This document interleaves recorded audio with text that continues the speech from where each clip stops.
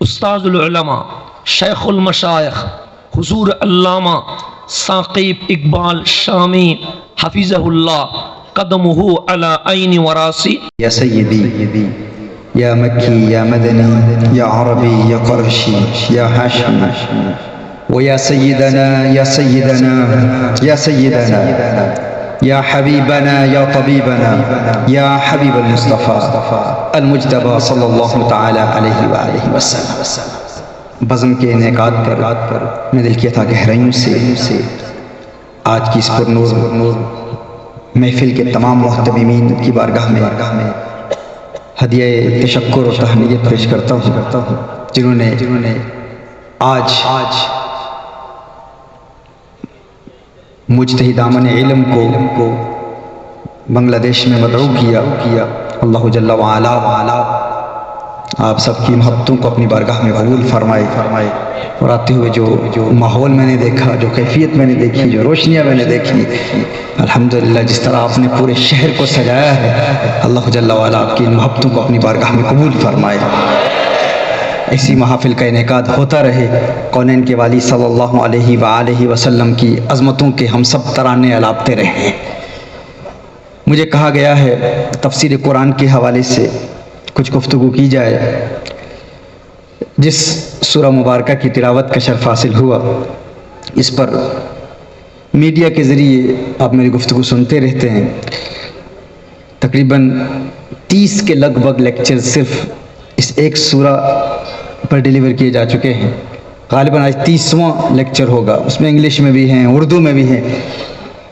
تو کچھ باتیں اس حوالے سے جناب حسن الازہری صاحب نے کہا کہ تفسیر کے حوالے سے گفتگو ہو، تو میں انشاءاللہ تعالی چند باتیں آپ کی بارگاہ میں عرض کرتا ہوں. اللہ جل وعلا ہمیں حق کہنے، حق سننے، حق سنانے اور حق ہی کو اپنا عقیدہ بنانے کی توفیق عطا فرمائے.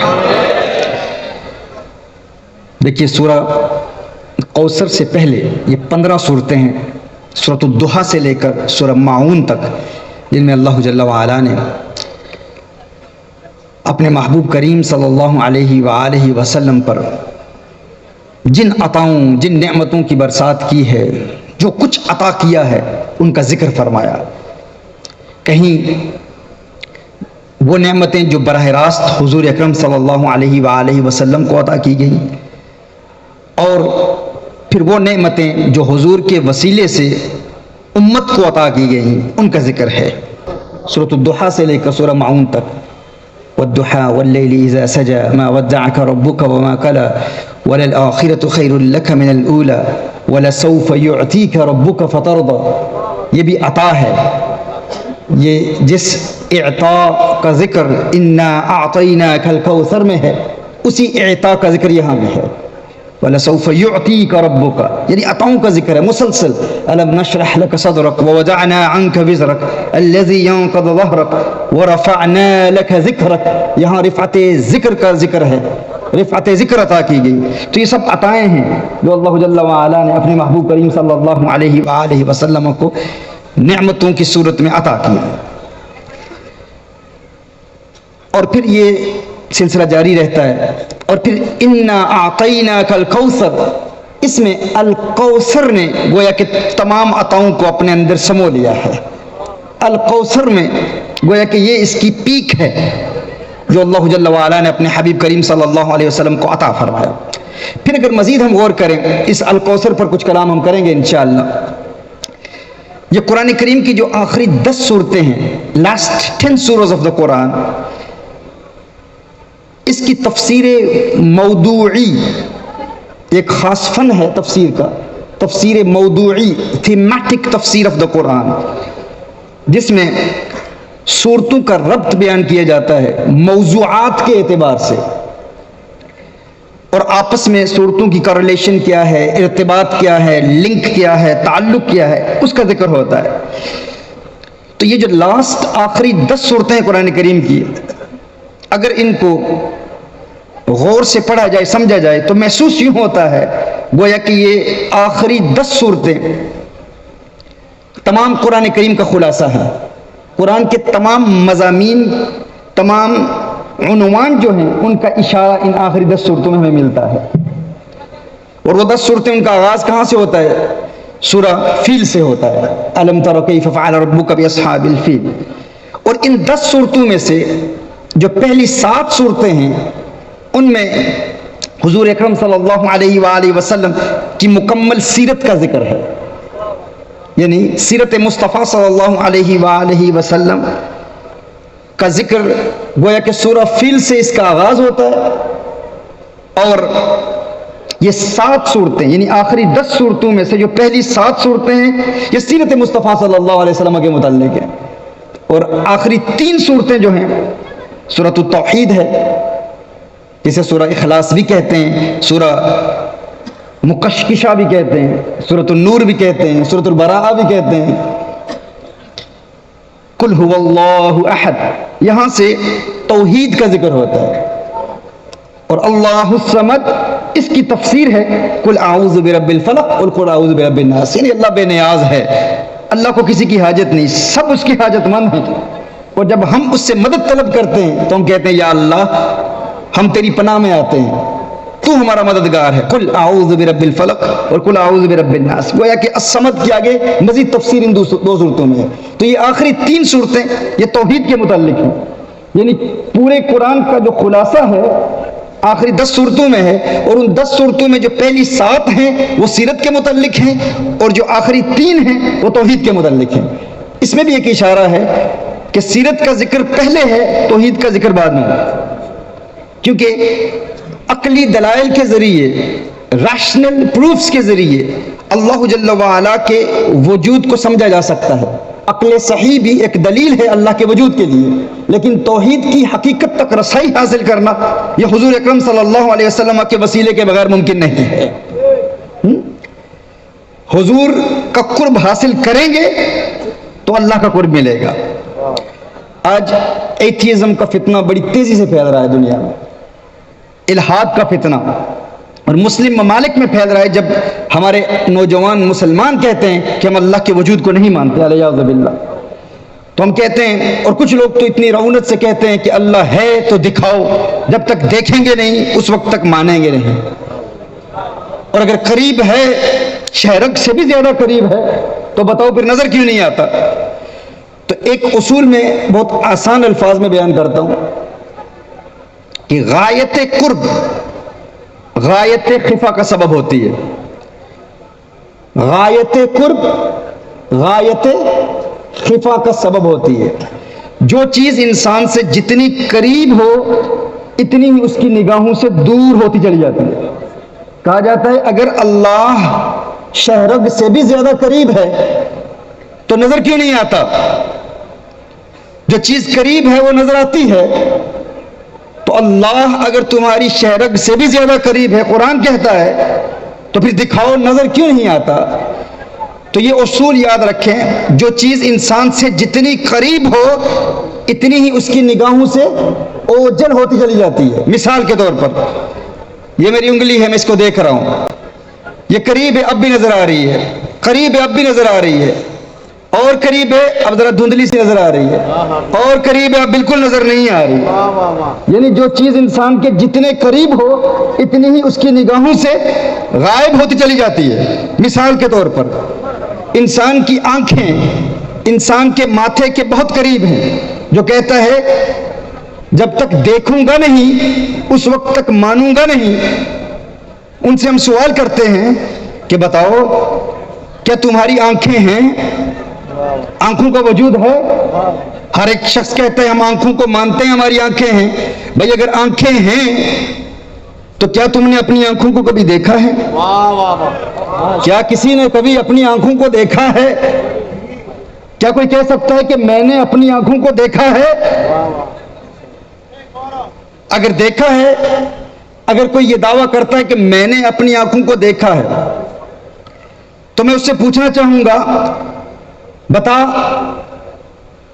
تو نے اپنی ان آنکھوں کو کیسے دیکھا ہے؟ کہا میں نے خود تو نہیں دیکھا، لیکن کسی دیکھنے والے نے بتایا ہے تیری آنکھیں ہیں، تو اس کے بتانے پر میں نے اعتماد کر لیا۔ کسی دیکھنے والے نے، کسی اہل نظر نے بتایا ہے کہ تیری نظر ہے، تیری نگاہ ہے، تو دیکھ سکتا ہے، تو اس کی بات پر اعتماد کرتے ہوئے، یقین کرتے ہوئے میں نے تسلیم کر لیا میری آنکھیں ہیں، میں نے خود تو نہیں دیکھا آنکھوں کو۔ اچھا اس سے یہ پوچھیں کہ جس نے تیری آنکھوں کو دیکھا ہے اور اس نے بتایا کہ تیری آنکھیں ہیں، اس نے تیری آنکھوں کو اپنی کن آنکھوں کے ساتھ دیکھا تھا؟ جس نے تجھے بتایا کہ تیری آنکھیں ہیں، اس نے تیری آنکھوں کو اپنی کن آنکھوں سے دیکھا تھا؟ اس نے بھی تیری آنکھوں کو اپنی انہی آنکھوں سے دیکھا تھا جن آنکھوں کو اس نے بھی کبھی نہیں دیکھا تھا۔ بھائی میں اسپیچ ختم کر دوں گا، اگر آپ نے لائیو کیا تو میں اٹھ کے چلا جاؤں گا۔ لائیو بھی کوئی نہ کرے اور بات بھی کوئی نہ کرے، توجہ سے سماعت فرمائیں۔ اگر کسی کا لائیو ابھی ہے تو بند کر دیں، چونکہ وہاں یو کے سے پھر فون آئیں گے۔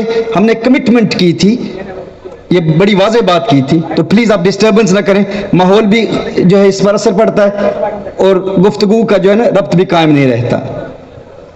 میں عرض کر رہا تھا، ایک شخص کہتا ہے کہ میں نے اپنی آنکھوں کے وجود کو مانا۔ کیوں؟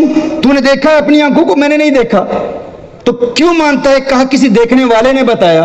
تو اس سے پوچھ لے اس نے تیری آنکھوں کو کن آنکھوں سے دیکھا ہے؟ اس نے بھی اپنی ان آنکھوں سے دیکھا ہے جن آنکھوں کو اس نے بھی کبھی نہیں دیکھا تھا۔ تو نے ایک اندھے کی بات پہ یقین کر لیا، اس نے بھی اپنی آنکھوں کو نہیں دیکھا، تو نے اس کی بات کو مان لیا کہ تیری آنکھیں ہیں۔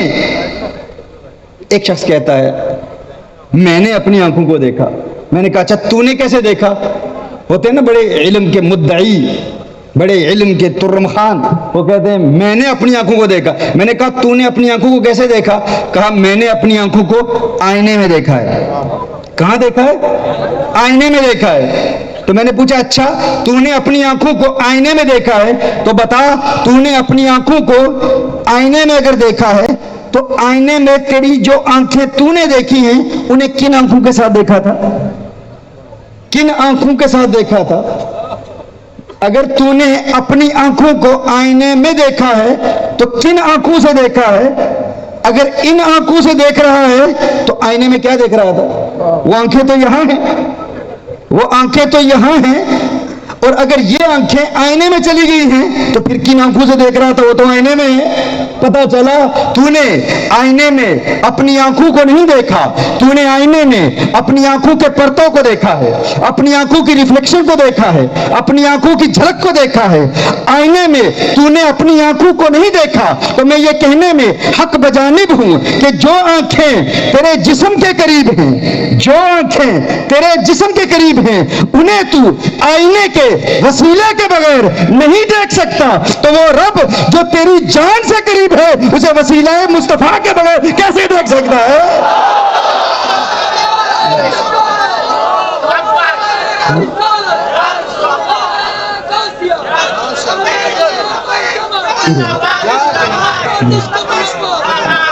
وہ آنکھیں جو تیرے جسم کے قریب ہیں انہیں تو آئینے کے وسیلے کے بغیر نہیں دیکھ سکتا، تو وہ رب جو تیری جان سے قریب ہے اسے وسیلہ مصطفیٰ کے بغیر کیسے دیکھ سکتا ہے؟ ان کا قرب حاصل کرنا ہے، رب کو جاننا ہے تو حضور کی سیرت کو پڑھنا ہوگا۔ اسی لیے توحید سے قبل سیرت مصطفیٰ صلی اللہ علیہ وسلم کا ذکر ہے۔ کیسے ہے؟ دیکھیے جب بھی آپ کسی کی سیرت لکھتے ہیں، کسی کی سوانح حیات لکھتے ہیں، کسی کی لائف سٹوری لکھتے ہیں، کسی کی بایوگرافی لکھتے ہیں تو اس کا آغاز کہاں سے ہوتا ہے؟ Whenever you write someone's biography, where do you begin from? It begins from the birth of the person. The birth of the person. Biography کا آغاز کہاں سے ہوتا ہے؟ کسی کی سوانح حیات لکھی جائے تو ابتدا ہوتی ہے اس کی پیدائش سے۔ قرآن کریم کی یہ آخری 10 صورتیں، ان میں جو پہلی 7 صورتیں ہیں ان میں سیرت مصطفیٰ صلی اللہ علیہ وسلم کا ذکر ہے، اور جو 7 ہیں ان میں پہلی کون سی ہے؟ سورۃ الفیل ہے۔ اور سورہ فیل میں کس چیز کا ذکر ہے؟ وہ فیل کا سال کون سا سال ہے؟ کیا کہا کسی نے؟ جیو سلامت رہو، سلامت رہو ماشاءاللہ. عام الفیل، اور عام الفیل یہ کون سا سال ہے؟ یہ میرے آقا کے میلاد کا سال ہے، میرے آقا کی ولادت کا سال ہے. تو سیرت مصطفیٰ کا ذکر جس کا آغاز ہوا سورۃ الفیل سے ہوا. اللہ جل وعلا محبوب کی سیرت بیان کر رہا ہے، ابتدا میلاد مصطفیٰ سے ہو رہی ہے. میلاد مصطفیٰ صلی اللہ علیہ وسلم سے ابتدا ہو رہی ہے. عام الفیل ہے، سورۃ الفیل ہے. اب آگے بڑھیں. جب آپ کسی کی بایوگرافی لکھتے ہیں تو اس کی پیدائش کے متعلق لکھتے ہیں. پیدائش کے بعد پھر کس کا ذکر ہوتا ہے؟ اس کا تعلق کون سے قبیلے سے ہے، اس کا فیملی بیک گراؤنڈ کیا ہے، بھائی اس کا شجرہ کیا ہے، خاندانی پس منظر بیان کیا جاتا ہے، فیملی بیک گراؤنڈ بیان کیا جاتا ہے، کس قبیلے سے تعلق ہے. سورہ فیل کے بعد کون سی سورہ ہے؟ سورہ قریش ہے. محبوب کے میلاد کا ذکر، پھر محبوب کے خاندان کا ذکر ہو رہا ہے، محبوب کے قبیلے کا ذکر ہو رہا ہے. اسے ربط بین الآیات کہتے ہیں، صورتوں کا ربط کہتے ہیں. یہ تفسیر موضوعی ہے. اب آگے بڑھیں. آپ خاندانی پس منظر بیان کرنے کے بعد پھر کیا بیان کرتے ہیں؟ پھر بتاتے ہیں کہ کس معاشرے میں، کس ماحول میں ولادت ہوئی، کن لوگوں کی طرف بھیجا گیا، وہ کمیونٹی کیسی تھی، وہ سویلائزیشن کیسی تھی، وہ سوسائٹی کیسی تھی، ان کے پازیٹیو پہلو کیسے تھے، ان میں نیگیٹیوٹی کس حوالے سے تھی، اخلاقی قدریں کیسی تھی، ان کا ماحول کیسا تھا، کیا وہ پختہ لوگ تھے، سچے لوگ تھے، مثبت لوگ تھے یا منفی لوگ تھے. تو جس معاشرے میں بھیجا جائے اس معاشرے کے لوگوں کا ذکر ہوتا ہے. تو سورہ قریش کے بعد کون سی سورہ ہے؟ سورہ ماعون. ارأیت الذی یکذب بالدین فذلک الذی یدع الیتیم ولا یحض علی طعام المسکین فویل للمصلین الذین هم عن صلاتهم ساہون الذین هم یراؤون ویمنعون الماعون. یہاں پر ان کا ذکر کیا گیا کہ کیسے لوگ تھے جن نے حضور اکرم صلی اللہ علیہ وسلم کو بھیجا گیا، تکذیب دین کرتے تھے، آخرت کا انکار کرتے تھے. اور پھر ایسے لوگ تھے، ایسے رعونت اور تکبر سے بھرے ہوئے لوگ کہ غریبوں کی خود مدد کرنا تو کجا، کسی کی حوصلہ افزائی بھی نہیں کرتے تھے کہ غریبوں کی مدد کرو. یتیموں کو دھتکارنے والے لوگ تھے. اور پھر نماز کا کوئی تصور تھا ان کے ہاں لیکن پھر بھی غافل تھے. اور پھر ریاکاری کیا کرتے تھے. الذین هم یراؤون ویمنعون الماعون. اور چھوٹی چھوٹی چیزیں بھی لوگوں کو نہیں دیتے تھے، چھوٹی چھوٹی چیزوں سے بھی روکتے تھے. تو یہاں پر ان کے اخلاقیات کو بیان کیا گیا ہے کہ کس قسم کی اخلاقی پستی میں مبتلا تھے وہ لوگ. اب یہ حضور کی سیرت بیان ہو رہی ہے. پھر اس کے بعد بیان کیا جاتا ہے جس کے متعلق آپ لکھ رہے ہیں، جس کی بایوگرافی آپ لکھ رہے ہیں، پھر اس کی شانیں بیان کی جاتی ہیں. وہ خود کن شانوں کا مالک تھا، اس کا مقام کیا تھا، اس کا مرتبہ کیا تھا. اللہ جل وعلا نے آغاز کہاں سے کیا؟ میلاد مصطفیٰ صلی اللہ علیہ وسلم سے. پھر حضور اکرم صلی اللہ علیہ وسلم کے قبیلے کا ذکر، حضور اکرم صلی اللہ علیہ وسلم کی فیملی بیک گراؤنڈ کا ذکر. اور پھر اس کے بعد اللہ جل وعلا ذکر فرماتا ہے ان لوگوں کے متعلق جن کی طرف حضور کو بھیجا گیا. اور پھر اس کے بعد شان مصطفیٰ آتی ہے. سورہ ماعون کے فوراً بعد کون سی سورہ ہے؟ انا اعطیناک الکوثر. محبوب ہم نے آپ کو الکوثر عطا کیا. فصلی لربک وانحر. محبوب ہر خیر کا کل عطا فرما دیا، کسی خیر کا باز نہیں عطا فرمایا. امام مجاہد کی تفسیر کی روشنی میں الکوثر کا مطلب کیا ہے؟ ای الخیر کلہ. اس پر میں آتا ہوں، واپس اس پر بات ہوگی. اور پھر فرمایا فصلی لربک وانحر. محبوب یہ نہ دیکھو کہ تم سے لیا کیا ہے، یہ دیکھو تمہیں دیا کیا ہے. چھوٹے بیٹے کا انتقال ہو گیا ہے، ابو لہب خوشیاں منا رہا ہے، جشن منا رہا ہے، لیکن محبوب پریشان ہونے کی ضرورت نہیں ہے. یہ نہ دیکھو لیا کیا گیا ہے، یہ دیکھو عطا کیا گیا ہے. یہاں پازیٹیوٹی کا میسج ہے کہ اگر زندگی میں آپ پریشان ہوں، کوئی صدمہ پہنچے، پریشان نہیں ہونا. یہ نہ دیکھو کہ کن نعمتوں سے محروم ہوا ہوں، یہ دیکھو کہ میرے پاس کون کون سی نعمتیں موجود ہیں. یہ سورہ کوثر کا ایک پریکٹیکل میسج ہے. قرآن کریم ہماری فقط عقائد کے حوالے سے رہنمائی نہیں کرتا، فقط فقہ کے حوالے سے رہنمائی نہیں کرتا، ہمارے مزاج کی بھی رہنمائی کرتا ہے، ایموشنلی بھی ہماری رہنمائی کرتا ہے کہ اپنی زندگی میں پازیٹیوٹی کیسے پیدا کی جائے. فرمایا محبوب آپ صرف نماز پڑھیں، قربانی دیں، فصلی لربک وانحر. اور جو دشمن آپ کے خلاف بول رہے ہیں، الیاذ باللہ کہہ رہے ہیں کہ یہ شاخ اب سوکھ چکی ہے، قد انقطع نسلہ، الیاذ باللہ. عاص بن وائل اور دیگر لوگوں نے جو کہا تھا کہ اب ان کا کوئی جانشین ہی نہیں ہے. اب ان کا پیغام کون پہنچائے گا؟ بیٹے کا تو انتقال ہو گیا ہے. فرمایا محبوب یہ جو کچھ بھی کہتے رہیں ان کی پرواہ نہ کرو، تم نماز پڑھو، قربانی دو اور اللہ کی عطاؤں پر شکر ادا کرتے رہو. جہاں تک تمہارے دشمنوں کا تعلق ہے ان شانئک ھو الابتر، انہیں اللہ تعالیٰ خود بخود تباہ و برباد کر دے گا. اب ابتر کون ہے؟ یہاں پر ایک کوشچن مارک ہے. ذکر نہیں ہوا کہ ابتر ہیں کون، اس کا جواب آگے والی صورت میں آ گیا. ابتر جو ہر خیر سے محروم رہے گا، ہر خیر سے محروم ہے، وہ ہے کون؟ ذہن میں سوال پیدا ہوتا ہے. اللہ نے فرمایا ان شانئک ھو الابتر، محبوب یہ تیرا دشمن ہے، وہی ابتر ہے، وہی ہر خیر سے محروم ہے. وہ ہے کون؟ یہاں کوشچن مارک ہے، اس کا آگے جواب ہے قل یا ایھا الکافرون. یہاں جواب آ گیا کہ وہ کفار ہیں. تو دیکھیے جب شان بیان کی جاتی ہے، جس کی بایوگرافی لکھی جاتی ہے اس کی شان بیان کی جاتی ہے، شان بیان کرنے کے بعد پھر اس کے دشمنوں کا ذکر آتا ہے کہ اس کے دشمن کون ہیں، کن کے ساتھ مقابلہ ہے. فرمایا قل یا ایھا الکافرون لا اعبد ما تعبدون. یہاں کفار کا ذکر آ گیا. یہاں مکی زندگی کا ذکر مکمل ہوتا ہے. یہ 5 صورتیں مکہ مکرمہ کے متعلق ہیں. اس کے بعد پھر مدنی زندگی کا آغاز آتا ہے.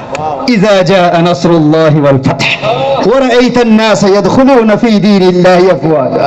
یہ فتح و نصرت کا وقت آتا ہے، یہاں اس کا ذکر آتا ہے. محبوب آپ کو اللہ جل وعلا کس طرح فتح سے ہمکنار فرمائے گا جب لوگ فوج در فوج آپ کے ساتھ شامل ہوتے چلے جائیں گے.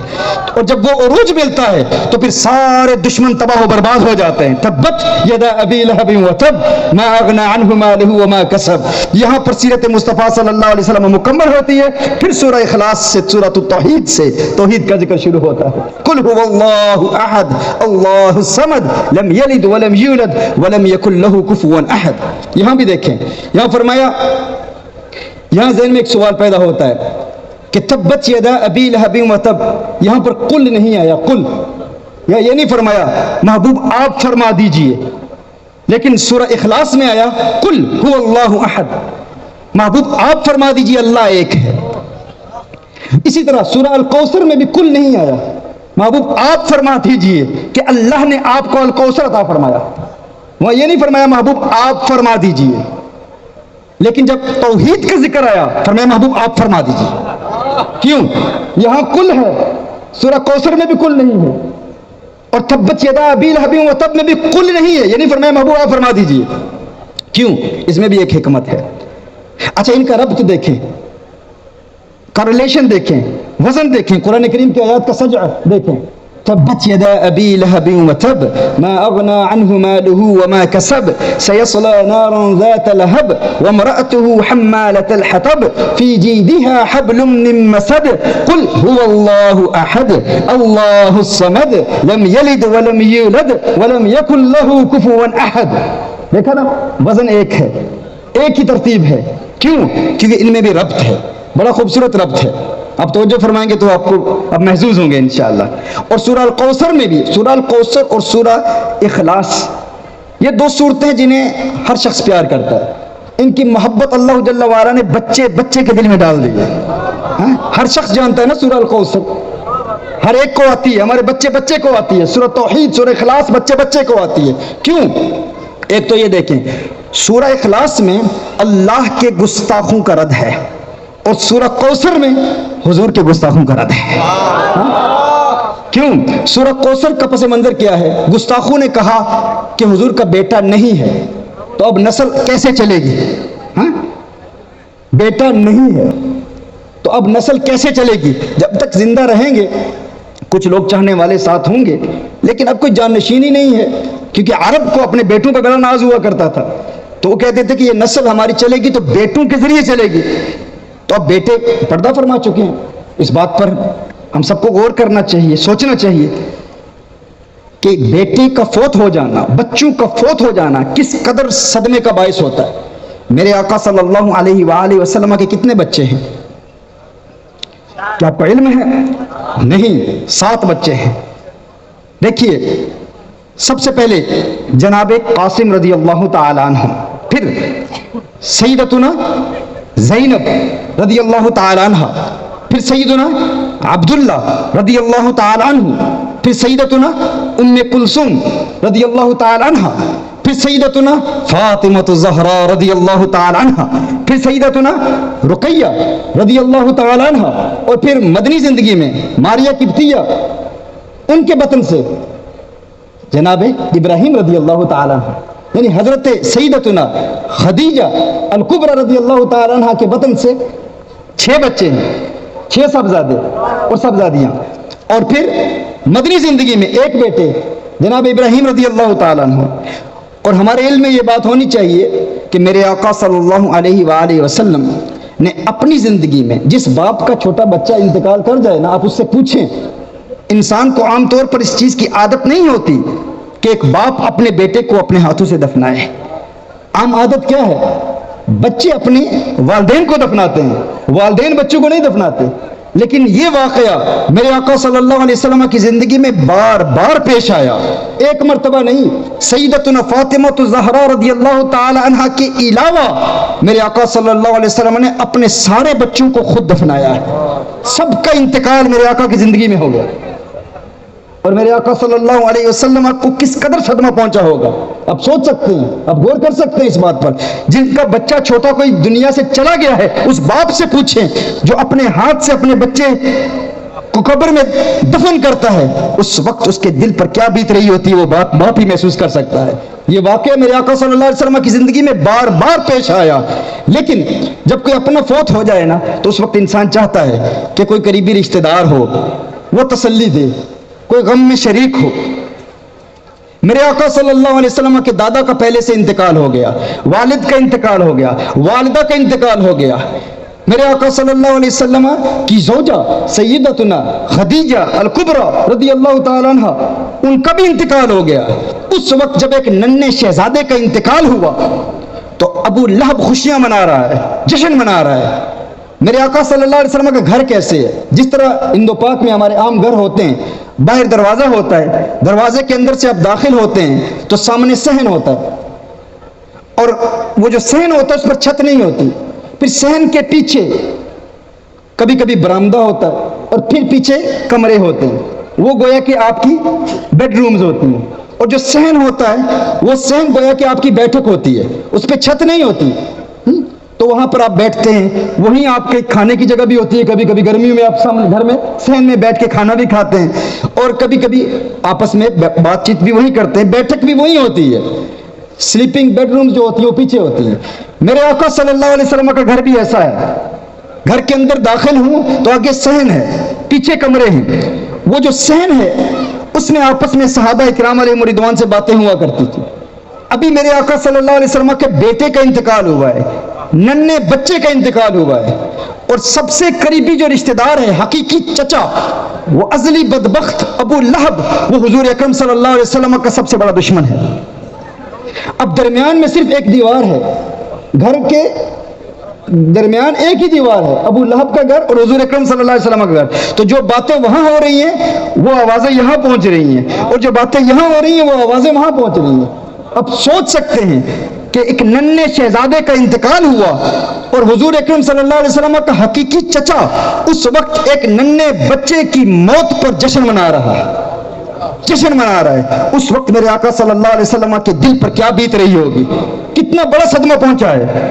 اس کیفیت میں ایک روایت کی روشنی میں پیش کر رہا ہوں اس تفسیر کو، اس کیفیت میں میرے آقا صلی اللہ علیہ وسلم صحابہ کے سامنے موجود ہیں، اور اچانک نبی کریم صلی اللہ علیہ وسلم انتہائی پریشانی کی کیفیت میں ہیں، حضور اکرم صلی اللہ علیہ وسلم اپنا سر جھکا لیتے ہیں، وہی کی کیفیت طاری ہوتی ہے، سر جھکاتے ہیں پھر سر اٹھاتے ہیں، میرے آقا صلی اللہ علیہ وسلم کے لبوں پر تبسم کی کھلکھلاہٹ نظر آتی ہے، حضور مسکرا رہے ہیں۔ صحابہ عرض کرتے ہیں یا رسول اللہ صلی اللہ علیہ وسلم آپ کیوں مسکرا رہے ہیں؟ میرے آقا صلی اللہ علیہ وسلم نے ارشاد فرمایا اس وقت مجھ پر ایک ایسی صورت نازل ہوئی ہے جو مجھے تمام دنیا اور دنیا میں جو کچھ ہے ہر اس چیز سے زیادہ پیاری وہ صورت ہے۔ وہ صورت کون سی ہے؟ وہ سورہ کوثر ہے۔ حضور کو سورہ کوثر سے پیار ہے، کیونکہ سورہ کوثر نے حضور کو خوش کر دیا۔ اللہ نے ارشاد فرمایا محبوب میں نے بیٹا لیا ہے، یہ نہ دیکھ لیا کیا ہے، یہ دیکھ دیا کیا ہے۔ محبوب یہ جسمانی بیٹا ایک لیا ہے، لیکن تو دیکھے گا 1400 سال بعد بھی بنگلہ دیش کی گلیوں میں تیرے روحانی فرزند بنگلہ دیش کو چمکائیں گے اور تیری عظمتوں کے ترانے الاپیں گے۔ الکوثر عطا کیا ہے۔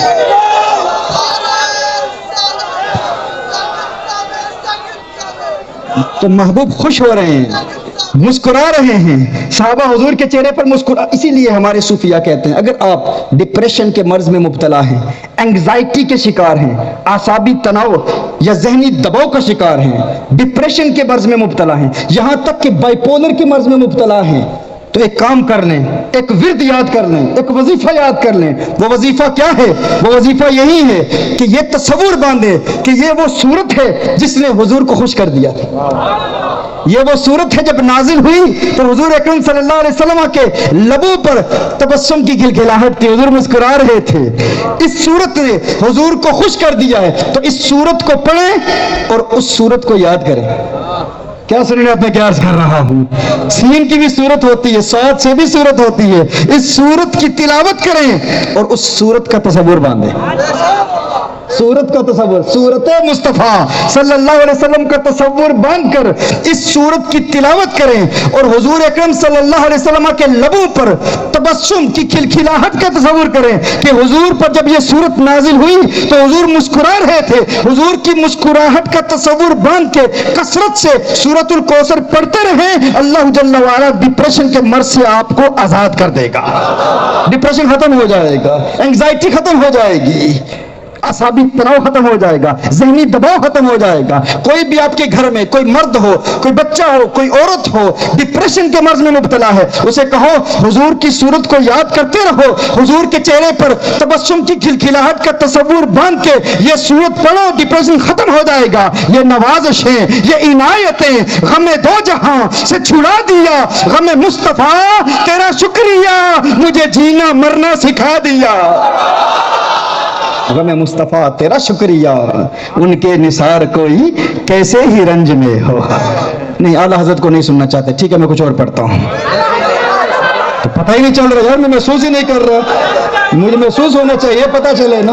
ان کی مہک نے دل کے گنچے کھلا دیے ہیں، جس راہ چل دیے ہیں کوچے بسا دیے ہیں. ان کے نثار کوئی کیسے ہی رنج میں ہو، جب یاد آ گئے ہیں سب غم بلا دیے. جب یاد آ گئے سب غم بلا دیے.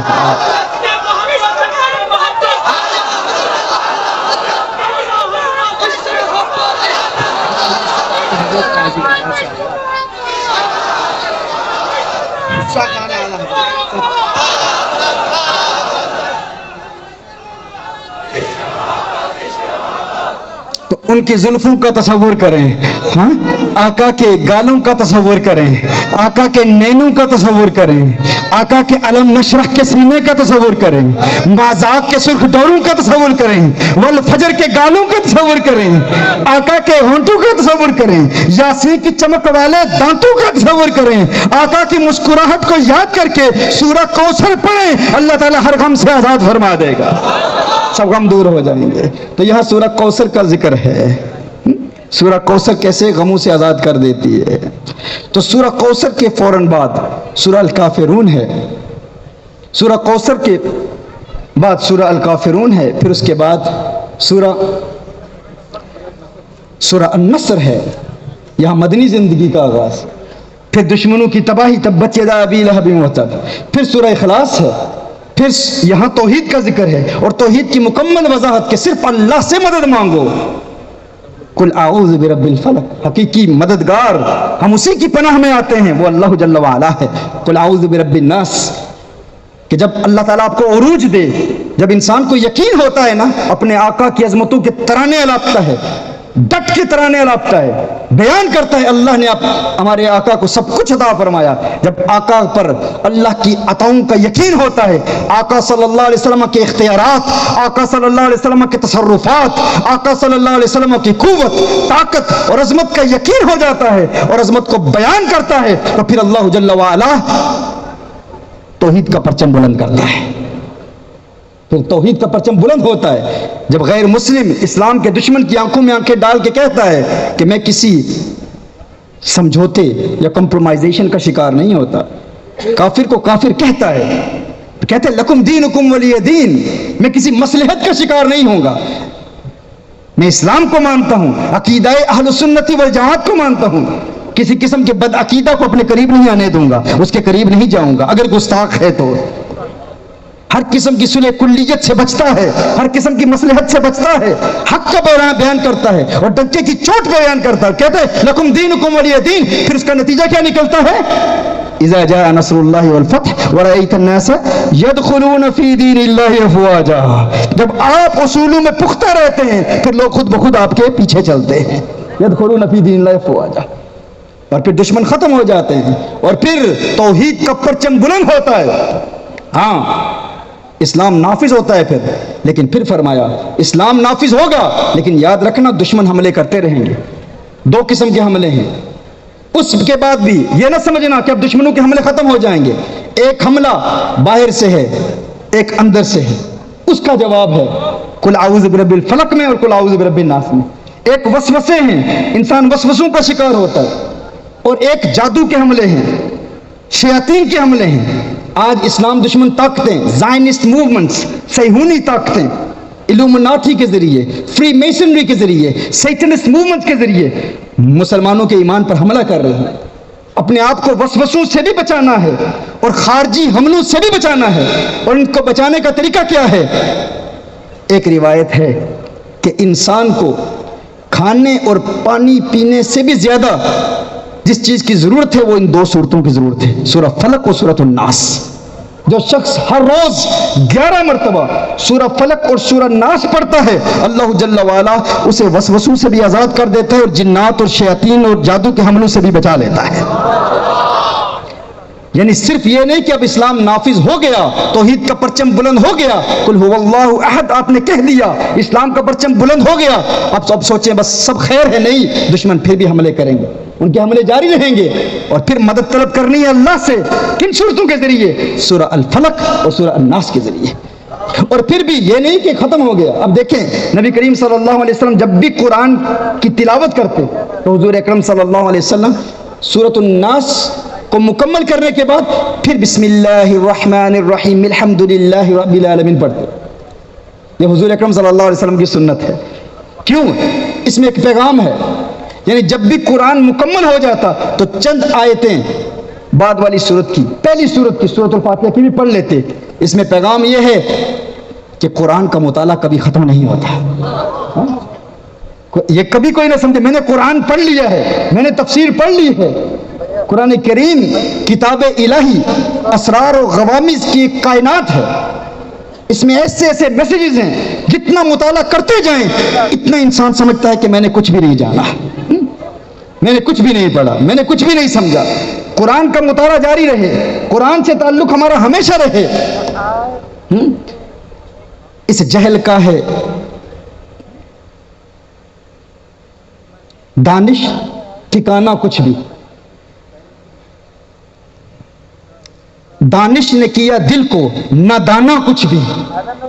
ہم جانتے تھے علم سے کچھ جانیں گے, جانا تو یہ جانا کہ نہ جانا کچھ بھی.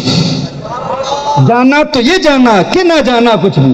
ہر بات پہ کہتا تھا من نمی دانم, سچ بات ہے اکبر بڑا عالم تھا.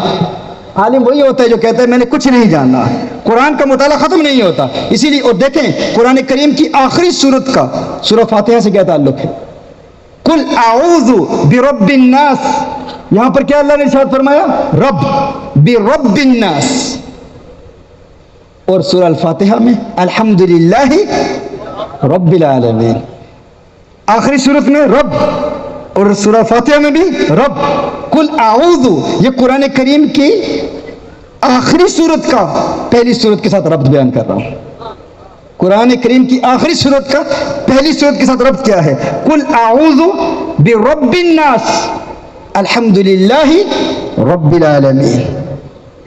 قل اعوذ برب الناس کے بعد کیا ہے؟ حافظ تو نہیں بیٹھے نا یہاں پر, سارے عالم بیٹھے ہیں. کیا ہے؟ سارے بولے نا, بڑی تعداد میں حافظ بیٹھے ہیں. مجھے پتہ ہے بنگلہ دیشیوں کے حافظے بڑے مضبوط ہوتے ہیں. قل اعوذ برب الناس ملک الناس. یہ دیکھیں قل اعوذ برب الناس الحمدللہ رب العالمین ملک الناس مالک یوم الدین مالک یوم الدین الہ الناس ایاک نعبد و ایاک نستعین، الہ کسے کہتے ہیں؟ جس کی عبادت کی جائے کہ وہی عبادت کا لائق ہے، جو عبادت کا لائق ہو اسے الہ کہتے ہیں۔ فرمایا ایاک نعبد، ہم تیری ہی عبادت کرتے ہیں۔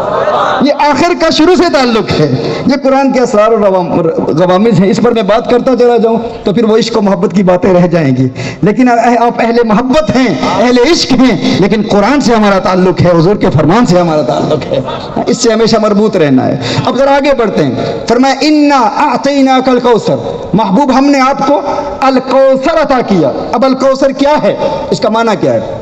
بہت سارا کلام ہے، کسی نے کہا اس سے مراد قرآن ہے، کسی نے کہا اس سے مراد حضور اکرم صلی اللہ علیہ وسلم کی رحمت ہے، کسی نے کہا کہ اس سے مراد حضور کی شفاعت ہے، بہت ساری تفسیر ہے، بہت سارے اقوال ہیں، اور ایک اصول ہے، اصول یہ ہے کہ التنسیس لا يدل على التخصیص، کہ اگر کسی آیت کے حوالے سے کسی مفسر کا ایک قول مل جائے تو مطلب یہ نہیں ہوتا کہ وہ تفسیر اسی تک محدود ہے۔ مولا علی کرم اللہ وجہ الکریم نے خوارج کے جواب میں رد میں فرمایا تھا ان القرآن حمال الاوجہ، قرآن کریم کی آیات کے متعدد معنی ہوتے ہیں اور ہر معنی درست ہو سکتا ہے، اگر کسی منصوص آیت کے خلاف نہ ہو، صریح قطعی آیت کے خلاف نہ جائے یا کسی اجماعی مسئلے کے خلاف نہ جائے تو وہ ممکن ہوتا ہے۔ تو اس پر بے شمار اقوال ہیں، کسی نے کہا الکوثر سے مراد فقط حوض کوثر ہے، لیکن امام مجاہد ارشاد فرماتے ہیں الکوثر کا معنی ہے ای الخیر کلہ، یعنی ہر خیر کا کل عطا فرمایا۔ اچھا الکوثر پر ذرا غور کر لیتے ہیں، الکوثر ہے کیا؟ الکوثر کا معنی کیا ہے؟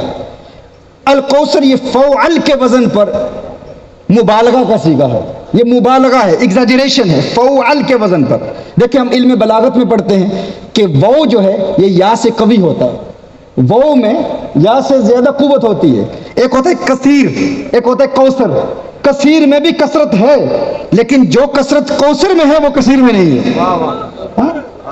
وہ میں قوت ہے زیادہ، کثیر سے زیادہ ہے۔ ایک اور فرق ہے کثیر اور کوثر میں، کثیر اچھے کے لیے بھی استعمال ہوتا ہے، برے کے لیے بھی استعمال ہوتا ہے، لیکن کوثر فقط اچھے کے لیے استعمال ہوتا ہے۔ آپ کہتے ہیں نا، آپ کہیں فلاں کے پاس کثیر نیکیاں ہیں، درست ہے، فلاں کے پاس کثیر گناہ ہیں، یہ بھی درست ہے، فلاں کے پاس کثیر حلال مال ہے، صحیح ہے، فلاں کے پاس کثیر حرام مال ہے، پھر بھی صحیح ہے، کیونکہ کثیر اچھے اور برے دونوں کے لیے استعمال ہوتا ہے، لیکن کوثر فقط اچھے کے لیے استعمال ہوتا ہے۔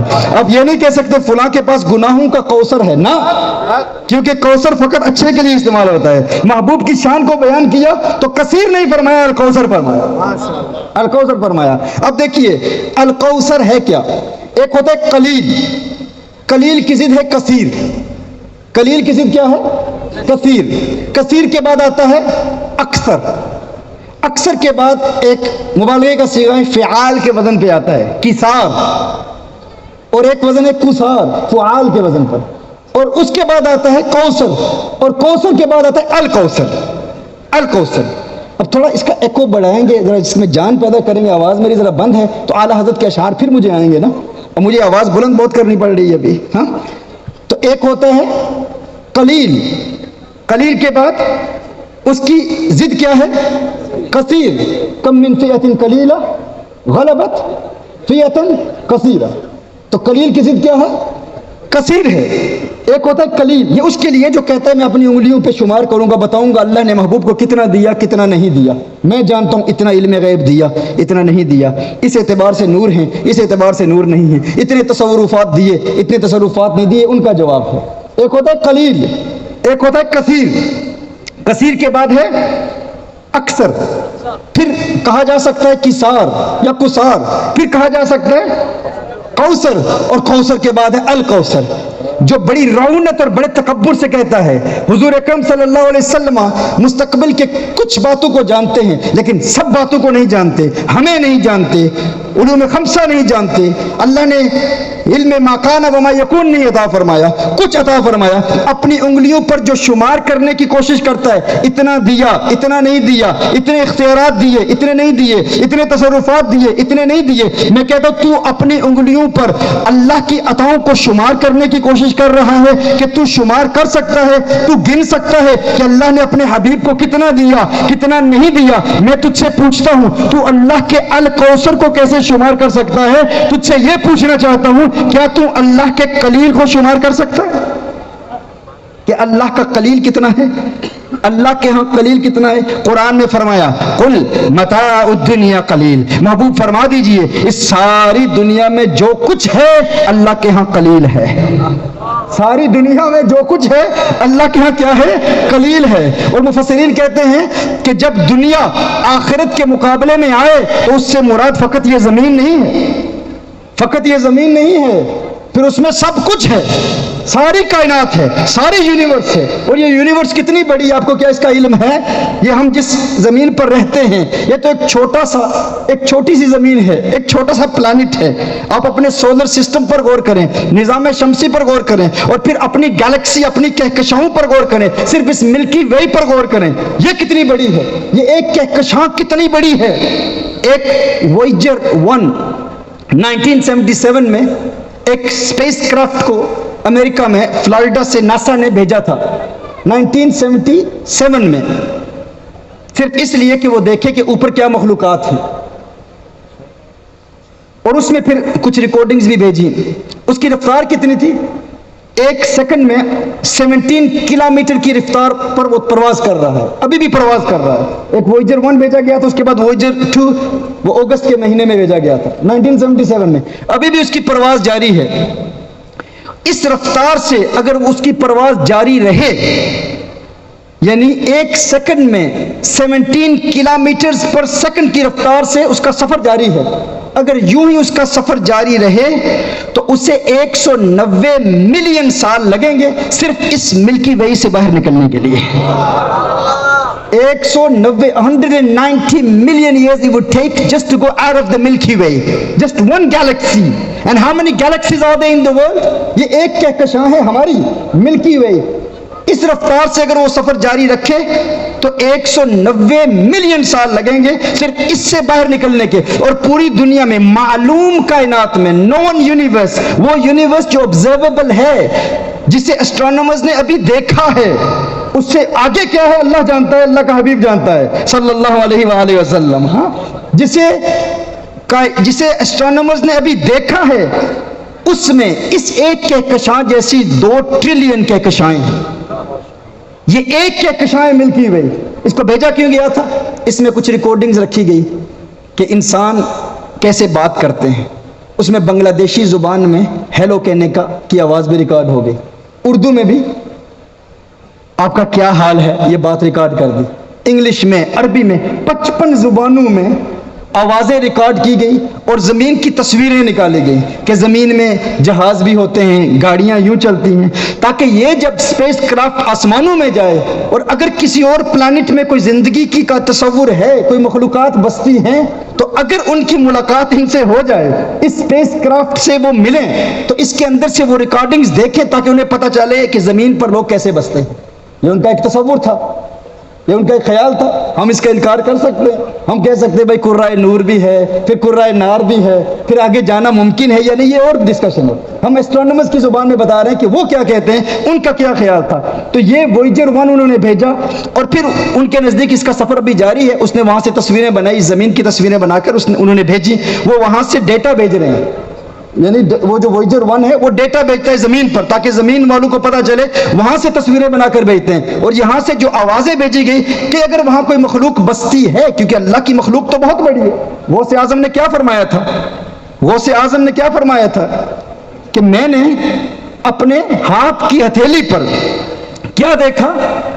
نظر تو الہ بلاد الارض فرمایا یا بلاد اللہ فرمایا؟ بلاد اللہ فرمایا. یہ نہیں فرمایا کہ میں نے اپنے ہاتھ کی ہتھیلی پر زمین کے شہروں کو دیکھا، نہیں، فرمایا اللہ کے تمام شہروں کو دیکھا ہے. یعنی غوث پاک فقط اس زمین کے شہروں کو نہیں دیکھتے، وہ بغداد میں ہیں تو یہ کہتا ہے بنگلہ دیش والوں کو دیکھتے ہیں یا نہیں دیکھتے، ہندوستان والوں کو دیکھتے ہیں یا نہیں دیکھتے، برطانیہ والوں کو دیکھتے ہیں یا نہیں دیکھتے. وہ بغداد میں ہیں تو کیسے دیکھ سکتے ہیں؟ میں نے کہا عقل کے اندھے، عقل کے ناخن نے، تو نے غوث پاک کے تصرفات کو جانا ہی کہاں ہے، سمجھا ہی کہاں ہے؟ تو ابھی اس چکر میں ہے کہ زمین کے شہر شہروں کو جانتے ہیں یا نہیں، دیکھتے ہیں یا نہیں؟ انہوں نے زمین کے شہروں کا ذکر نہیں کیا. وہ فرماتے ہیں نظر تو الی بلاد اللہ، میں نے اللہ کے شہروں کو دیکھ لیا. یعنی زمین میں جو بستا ہے اسے بھی جانتا ہوں، آسمان میں جو بستا ہے اسے بھی جانتا ہوں، میں ملکی وے کو جانتا ہوں، میں ساری کہکشاؤں کو جانتا ہوں، سارے سیاروں کو جانتا ہوں، سارے ستاروں کو جانتا ہوں. یہ اللہ کی مخلوق ہے، یہ تو خدمتگاروں کا مقام ہے، یہ تو غوث پاک کا ہے جو بارگاہ مصطفیٰ صلی اللہ علیہ وسلم کے فیض یافتہ ہیں. تو حضور کی شان کا عالم کیا ہوگا، میرے آقا کا مقام کیا ہوگا. تو یہ دنیا ہے. جب دنیا آخرت کی ضد میں آئے تو اس سے مراد ساری دنیا ہے. جو کہتا میں جانتا ہوں اللہ نے اپنے حبیب کو کتنا عطا کیا، کتنا نہیں عطا کیا. میں کہتا ہوں دنیا تو بہت بڑی ہے، جب آخرت کے مقابلے میں آئے تو وہ بہت وسیع ہے، بہت بڑی ہے. تو کہتا ہے میں شمار کر سکتا ہوں اللہ نے اپنے حبیب کو کتنا دیا، کتنا نہیں دیا. میں تجھ سے یہ پوچھنا چاہتا ہوں دنیا تو بہت بڑی وسیع ہے، زمین تو بہت وسیع ہے، کیا تو فقط اپنے بنگلہ دیش کی اشیاء کو شمار کر سکتا ہے؟ کیا فقط بنگلہ دیش کی اشیاء کو شمار کر سکتے؟ بنگلہ دیش بھی بہت وسیع ہے بھائی. کیا تو اپنے شہر، اس علاقے کا نام کیا؟ حاجی پارا. کیا حاجی پارا کی چیزوں کو تو شمار کر سکتا ہے؟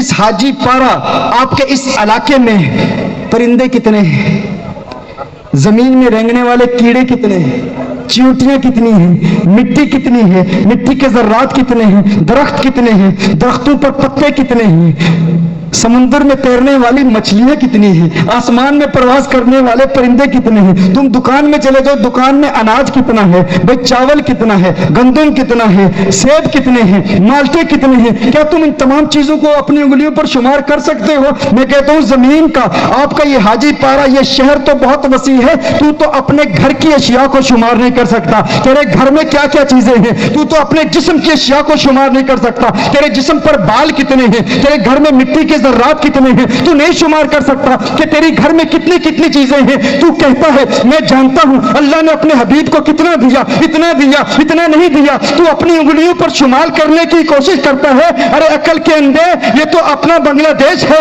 بنگلہ دیش کی چیزوں کو شمار نہیں کر سکتا تو پوری زمین کی اشیاء کو کیا شمار کرے گا؟ جب پوری زمین کی اشیاء کو شمار نہیں کر سکتا تو اس کائنات کی اشیاء کو کیا شمار کرے گا؟ اس ملکی وے کی اشیاء کو کیا شمار کرے گا؟ ان پلانٹس کو کیا شمار کرے گا؟ ان کہکشاؤں کو کیا شمار کرے گا؟ ان آسمانی ستاروں کو کیا شمار کرے گا؟ جب تو اپنے گھر کی اشیاء کو شمار نہیں کر سکتا تو پوری دنیا کی اشیاء کو کیا شمار کرے گا؟ اور اس دنیا میں جو کچھ ہے اللہ نے فرمایا کل متاع الدنیا قلیل.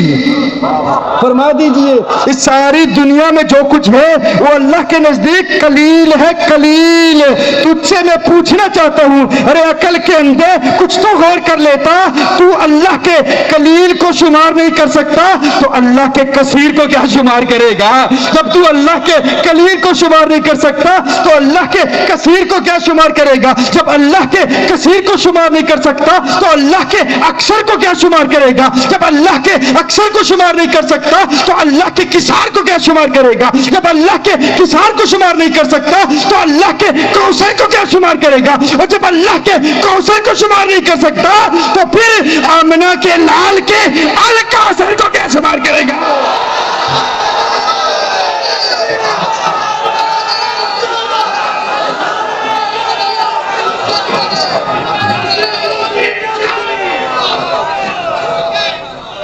اور یہ نہیں فرمایا اللہ نے یہ نہیں فرمایا انا اعطیناک القلیل، نہ، اللہ نے فرمایا انا اعطیناک الکوثر. محبوب ہم نے آپ کو الکوثر عطا فرمایا ہے. تو اللہ کے قلیل کو نہیں سمجھ سکتا، آمنہ کے لال کو جو اللہ نے الکوثر عطا فرمایا اسے کیا سمجھے گا؟ اور الکوثر ہے کیا؟ امام مجاہد فرماتے ہیں اے الخیر کلہ. ہاں، اب الکوثر سے حوض کوثر بھی مراد ہو سکتا ہے، لیکن حوض کوثر اس وسیع الکوثر میں شامل ہے، اس کا ایک فرد ہے، ایک کمپوننٹ ہے. سعید بن جبیر سے پوچھا گیا نا ان الناس یزعمون انه نہر فی الجنہ، کہ کوثر سے مراد لوگ تو کہتے ہیں، لوگوں کا زعم یہ ہے کہ جنت کی ایک نہر ہے. فرمایا النہر فی الجنۃ من الخیر الذی اعطاہ ایاہ، وہ جو جنت کی نہر ہے نا وہ اس خیر کا حصہ ہے جو اللہ نے اپنے حبیب کو عطا فرمایا ہے. الکوثر تو بہت وسیع ہے. اور وہ جو کوثر ہے نا، حوض کوثر، سبحان اللہ، وہ حوض کوثر کیا ہے؟ صرف اس کے حسن پر بات کرنا شروع کر دیں تو پوری رات بیت جائے۔ صرف حوض کوثر جو اللہ نے اپنے حبیب کو عطا فرمایا ہے۔ تو ایسا کرتے ہیں، ایک تو یہ آج یہ حوض کوثر سے کچھ فیض آج ہم حاصل کرتے ہیں۔ اس کا ایک طریقہ یہ ہے، ابن جریر نے اور ابن کثیر نے بھی اس روایت کو نقل کیا، سیدہ عائشہ رضی اللہ تعالیٰ عنہ فرماتی ہیں، اب یہ آخرت کا منظر ہے، اگر حوض کوثر سے مراد عند الموقف جو حوض ہے وہ ہے یا جنت والا ہے، سیدہ عائشہ رضی اللہ تعالیٰ عنہ فرماتی ہیں اس دنیا میں رہ کر بھی اس وقت اپنی زندگی میں اس حوض کوثر کے تم مزے لے سکتے ہیں۔ کیسے؟ آج کی اس محفل میں، اس خوبصورت بزم تفسیر قرآن میں آج آپ کو ایک تحفہ دیتے ہیں۔ وہ تحفہ کیا ہے؟ اپنے کانوں میں انگلیاں ڈال لیں، سب کر رہے ہیں، لیکن آپ پیر صاحب آپ کے کر رہے ہیں تو آپ بھی کر لیں سارے۔ حضرت تھوڑا سا میں بھی ڈالتا ہوں، آپ بھی ڈال دیں، کانوں میں انگلیاں ڈال لیں۔ کچھ آواز آ رہی ہے آپ کو؟ آئے گی، تھوڑا سا دبائیں، کچھ شاں شاں کی آواز آتی ہے جب آپ دبائیں نا، آتی ہے نا۔ سیدہ عائشہ رضی اللہ تعالیٰ عنہ فرماتی ہیں یہ آواز حوض کوثر کے پانی کی ہے، یہ وہاں کے گرتے ہوئے پانی کی ہے۔ ابن کثیر نے اس کو روایت کیا ہے، دارا قطنی نے اسے حضور اکرم صلی اللہ علیہ وسلم کا قول بیان کیا ہے، اپنے کانوں میں انگلیاں ڈالیں جو اس وقت آپ کو آواز آتی ہے، کہا یہ آواز حوض کوثر کے گرتے ہوئے پانی کی آواز ہے۔ اب ذرا پھر ایک مرتبہ ڈال کے ذرا لطف اندوز ہوں، دبا کے آواز کو سنیں۔ سیدہ عائشہ رضی اللہ تعالی عنہ ام المومنین ہماری امی نے بتایا ہے، مومنین کی ماں نے یہ بتایا ہے، یہ حوض کوثر سے آواز آ رہی، یہ وہ حوض کوثر ہے۔ میرے آقا صلی اللہ علیہ وسلم نے ارشاد فرمایا جس کے گرد میرے 4 یار ہیں، میرے 4 صحابہ ہیں، ابو بکر ہیں، عمر ہیں، عثمان ہیں، علی ہے رضوان اللہ تعالی علیہم اجمعین۔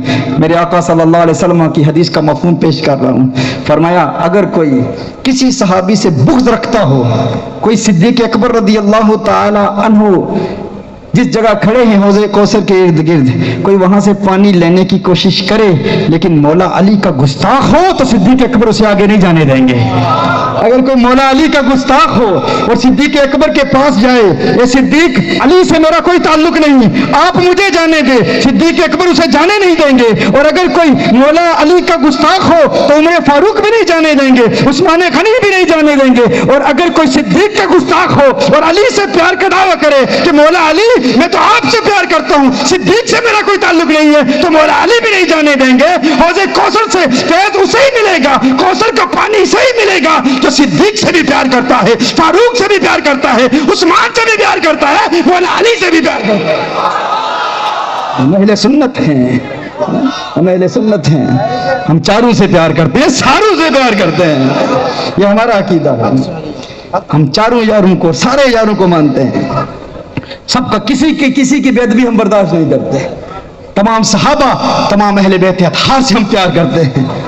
تو میں کیا عرض کر رہا تھا، اب یہ باتوں سے باتیں نکل رہی ہیں۔ ہاں، تو وہ ایک بات آج کا تحفہ آپ کو ملا کہ کانوں میں انگلیاں ڈال کے اس سے بھی لطف اٹھایا کریں۔ ہاں، وہاں کی آوازیں سننا چاہتے ہیں تو یہ آوازیں آپ کو، یہ الکوثر کا فیض ہے، انا اعطیناک الکوثر۔ اب الکوثر ہے کیا؟ امام مجاہد فرماتے ہیں اے الخیر کلہ، ہر خیر کا کل عطا فرمایا۔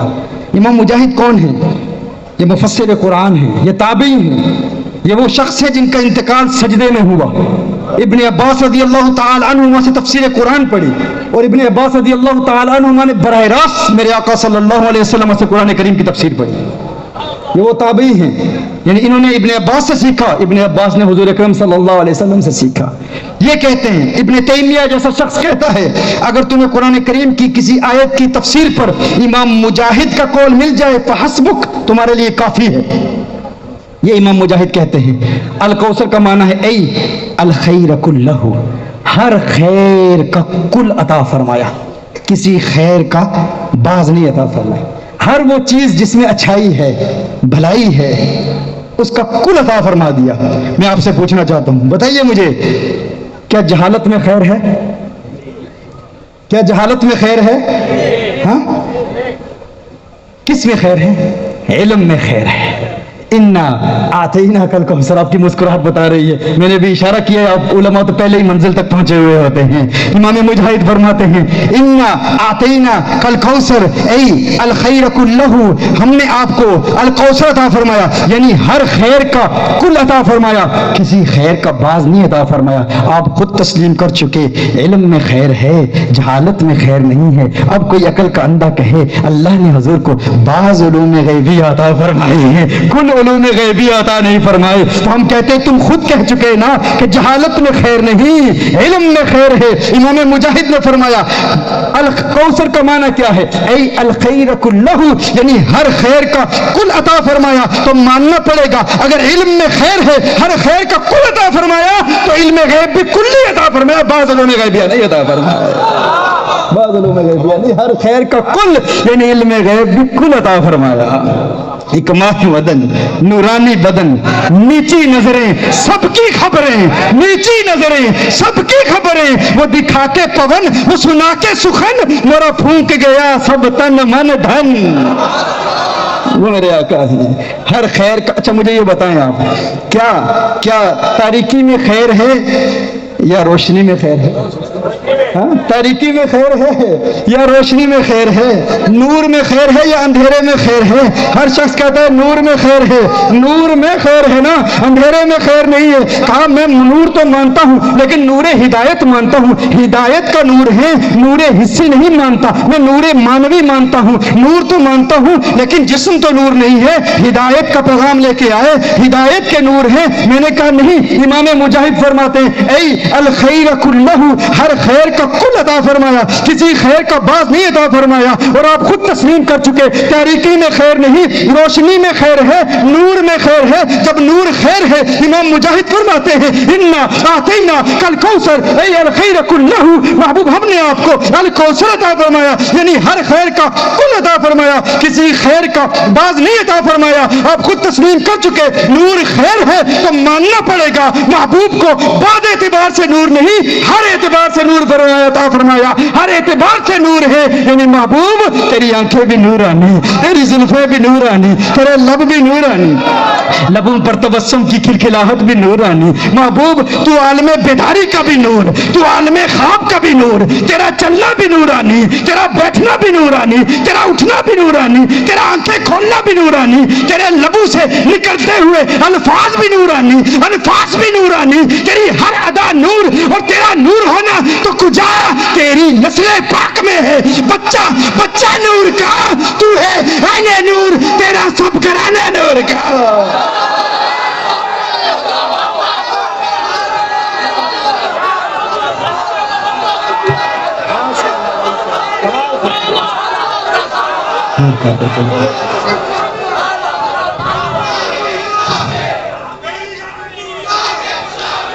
महबूब हमने आपको हर खैर का कुल अता फरमाया, यानी जिस चीज में खैर है। अब बताओ मुहताज होने में खैर है या मुख्तार होने में खैर है?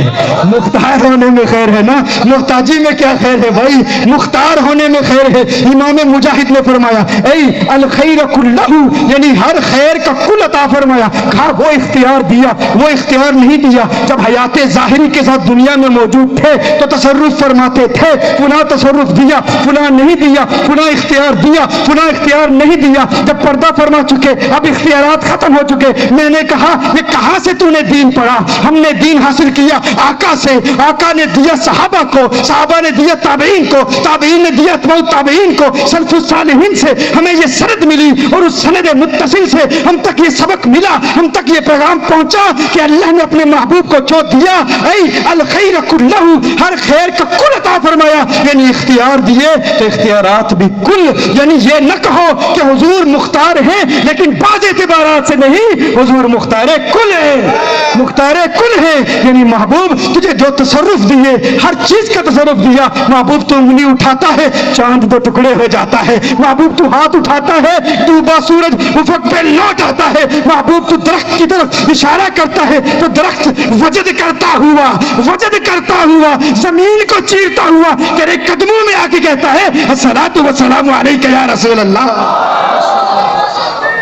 محبوب تیری حکومت ہر شے پہ ہے، چاند پر ہے، ستاروں پر ہے، نباتات پر ہے، جمادات پر ہے، حیوانات پر ہے، تمام مخلوقات پر ہے، کائنات کا ذرہ ذرہ تیرے اختیارات کے تحت ہے محبوب۔ تجھے اختیار دیا تو کل، تجھے حسن دیا تو کل، تجھے معرفت دی تو کل، تجھے شفاعت دی تو کل، تجھے طاقت دی تو کل، تجھے قوت دی تو کل، تجھے عظمت دی کل، رفعت دی کل، بلندی دی کل، ہر اعتبار سے کل۔ اور جب بریلی کے کلندر نے اس کل کے فلسفے کو سمجھا تو بریلی کا مجاہد یوں گویا ہوا۔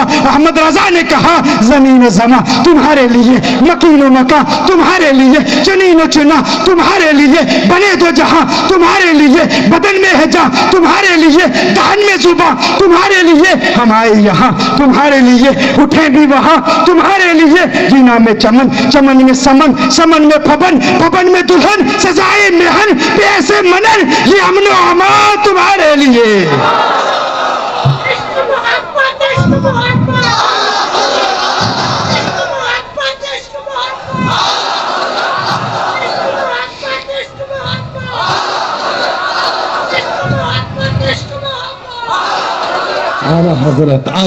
اعلیٰ حضرت نے کیا خوبصورت تصور باندھا، کل کا فلسفہ کیسے سمجھایا۔ اے الخیر کلہ، ہر خیر کا کل عطا فرمایا، کسی خیر کا بعض نہیں عطا فرمایا۔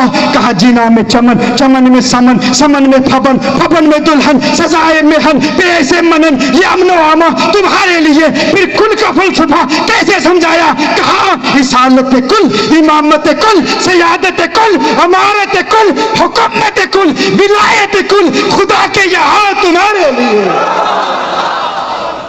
خدا کے یہاں تمہارے لیے، ہر خیر کا کل عطا فرما دیا، کسی خیر کا بعض نہیں عطا فرمایا۔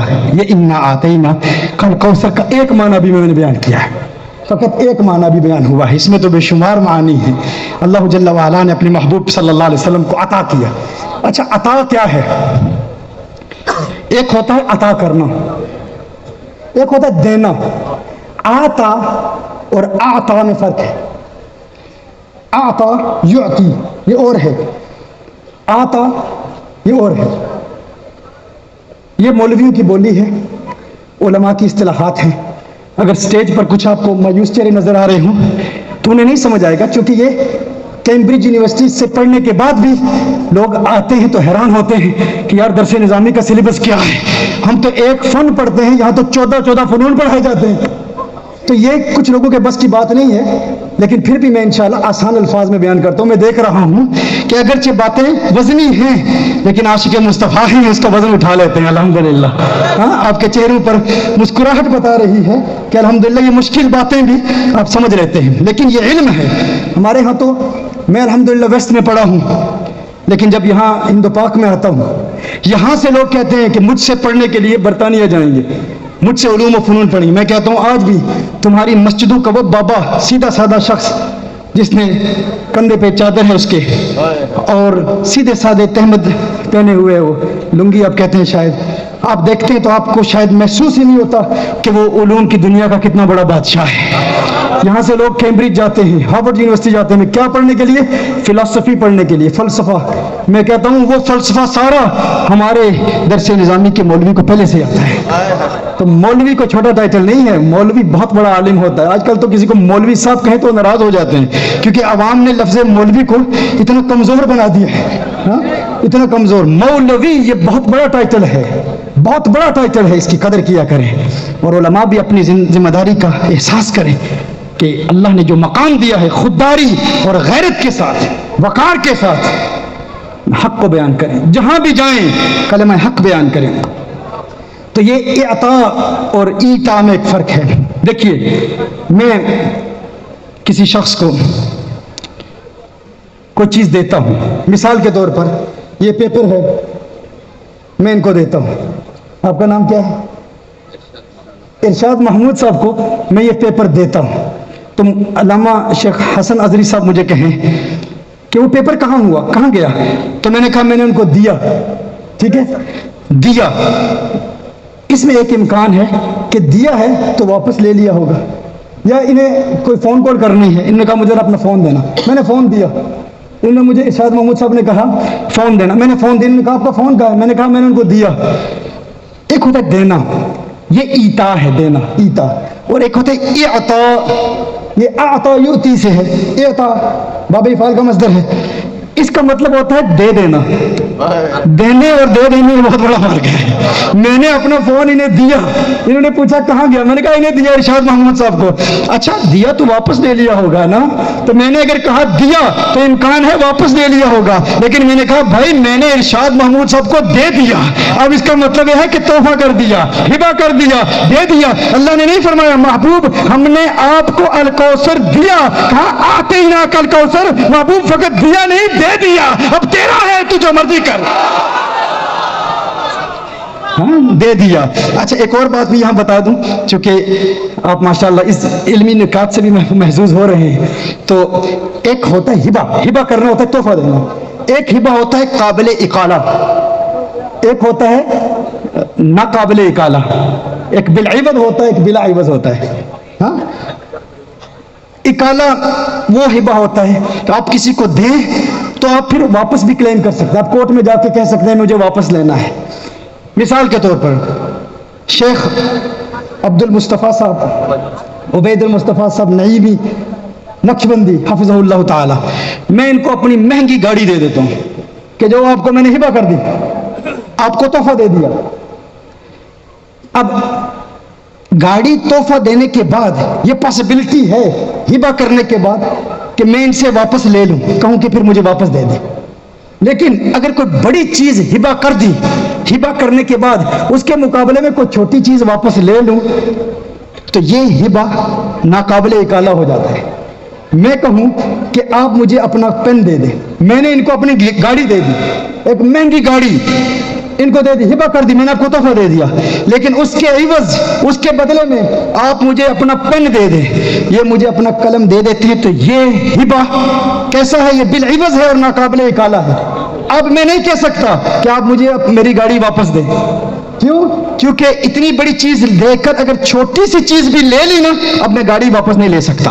یہ تو مخلوق کے لیے ہے، لیکن اللہ جل وعلا نے حضور اکرم صلی اللہ علیہ وسلم کو عطا فرما کے اللہ نے ایک پیغام دیا ہے، محبوب میں نے تجھے دیا ہے الکوثر، سارا جہان دے دیا، سب کچھ دے دیا. محبوب میں نے یہ ہبہ کیا ہے، لیکن یہ ہبہ ہے کیسا؟ محبوب تیرے اصولوں کی بنیاد پر، تاکہ تیرے امتی جب علم فقہ پڑھیں گے، ہم تو حضور کی شان بیان کرتے ہوئے پوری کتاب البیوع پڑھا دیتے ہیں، کتاب البیوع پڑھاتے بھی حضور کی شان بیان ہوتی ہے. اللہ جل وعلا نے اپنے محبوب کو الکوثر عطا کیا. محبوب میں نے تجھے اتنی بڑی نعمت عطا فرما دی، اب اس کے عوض میں فصلی لربک وانحر، اتنا کچھ دیا ہے محبوب، اب اس کے عوض تو نماز دے اور قربانی دے تاکہ دنیا کو پتہ چل جائے یہ سودا پکا ہو چکا ہے. محبوب میں نے تجھے دیا ہے، اب کبھی واپس لوں گا نہیں، کیونکہ فقط دیتا تو واپس بھی لے لیتا. وَلَلْآخِرَةُ خَيْرٌ لَكَ مِنَ الْأُولَىٰ میں بھی یہی پیغام ہے، تیری ہر آنے والی گھڑی پہلی گھڑی سے بہتر ہے.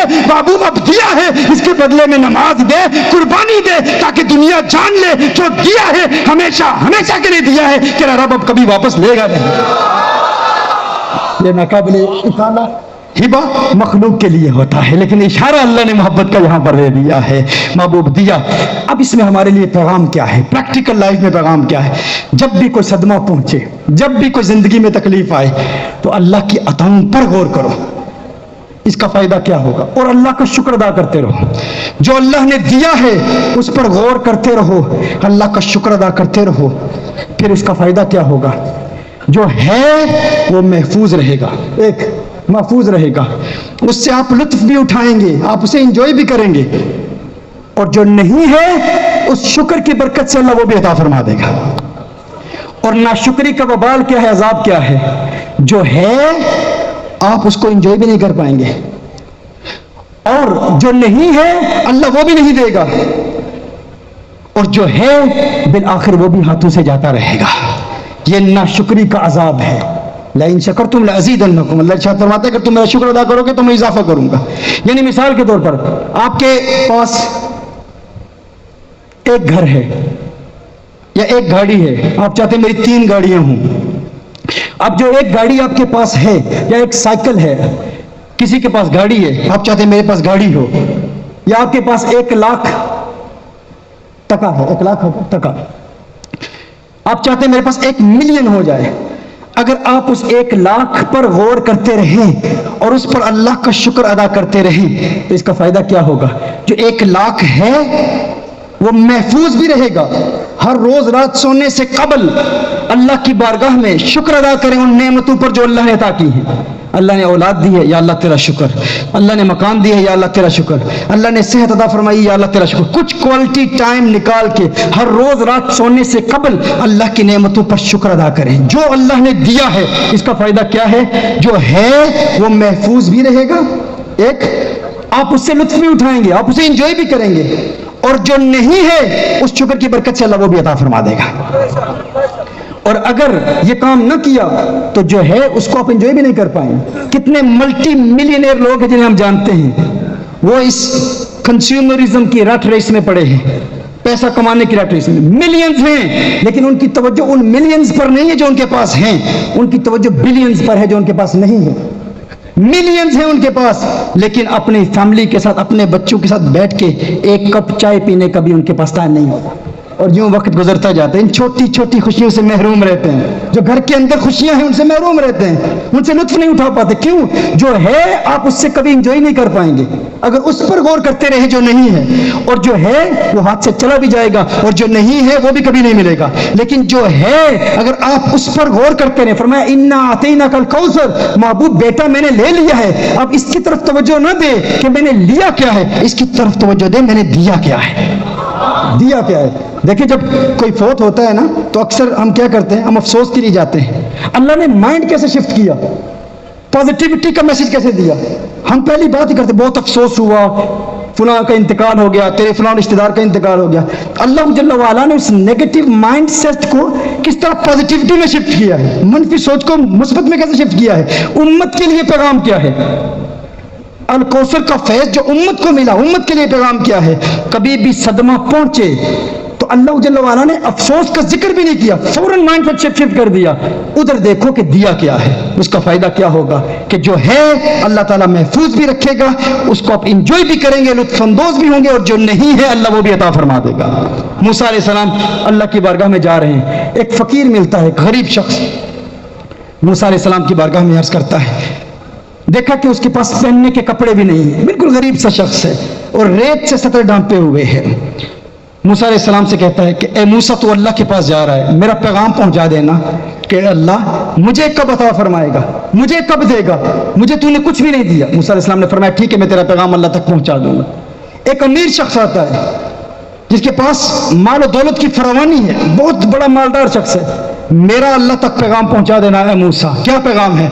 अल्लाह तूने मुझे इतना दिया है, इतना दिया है, अब संभाला नहीं जाता, अब कैसे संभालूं, अब देने का सिलसिला रोक दे, अब ना अता कर, मजीद अता ना कर। मूसा अलैहिस्सलाम ने फरमाया ठीक है तेरा पैगाम दे दूंगा। मूसा अलैहिस्सलाम अल्लाह की बारगाह में हाजिर होकर वापस आते हैं। जब वापस आते हैं तो वो फकीर बैठा है, मेरा पैगाम दिया दिया। अल्लाह ने क्या जवाब दिया? अल्लाह ने इरशाद फरमाया कि उस फकीर को पैगाम दे दे, तू मेरा शुक्र अदा करना शुरू कर दे, मैं तुझे अता करना शुरू कर दूंगा। तू शुक्र अदा करना शुरू कर दे, मैं तुझे अता करना शुरू कर दूंगा। उस फकीर ने कहा, गरीब शख्स ने कहा, मैं अल्लाह का किस बात पर शुक्र अदा करूं? अल्लाह ने मुझे दिया क्या है? मूसा देख नहीं रहा, पहनने के कपड़े भी नहीं है, रेत से सतर ढांपे हुए हूं। उसका ये कहना था, ये नाशुक्री के जुमले उसकी जुबान से निकले। हवा का तेज झोंका आया और जो रेत उसके सतर को ढांपे हुए थी उसे भी उड़ा के ले गया, जो था वो भी चला गया, जो था वो भी, ये नाशुक्री का वबाल है, जो था वो भी चला गया। फिर वो अमीर शख्स आया, ए मूसा मेरा पैगाम अल्लाह तक पहुंचाया। अल्लाह ने क्या इरशाद फरमाया? अल्लाह ने इरशाद फरमाया ये मेरा शुक्रगुजार बंदा है, शुक्र अदा करता है, इसे कह कि अगर संभाला नहीं जाता ना मेरी अताओं को तो फिर तू मेरा शुक्र अदा करना छोड़ दे, मैं अता करना छोड़ दूंगा।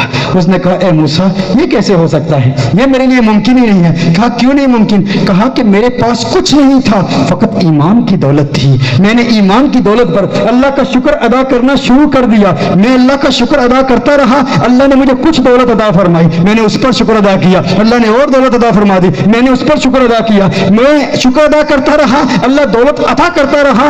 اب تو شکر سے اتنا پیار ہو گیا ہے, اتنی محبت ہو گئی ہے, اب میں سب کچھ چھوڑ سکتا ہوں, شکر کو نہیں چھوڑ سکتا. میں سب کچھ کر سکتا ہوں, شکر سے محروم نہیں رہ سکتا. موسیٰ علیہ السلام نے فرمایا اگر تو شکر ادا کرنا نہیں چھوڑے گا پھر اللہ تجھے عطا کرنا نہیں چھوڑے گا, وہ عطاؤں کی برسات کرتا رہے گا.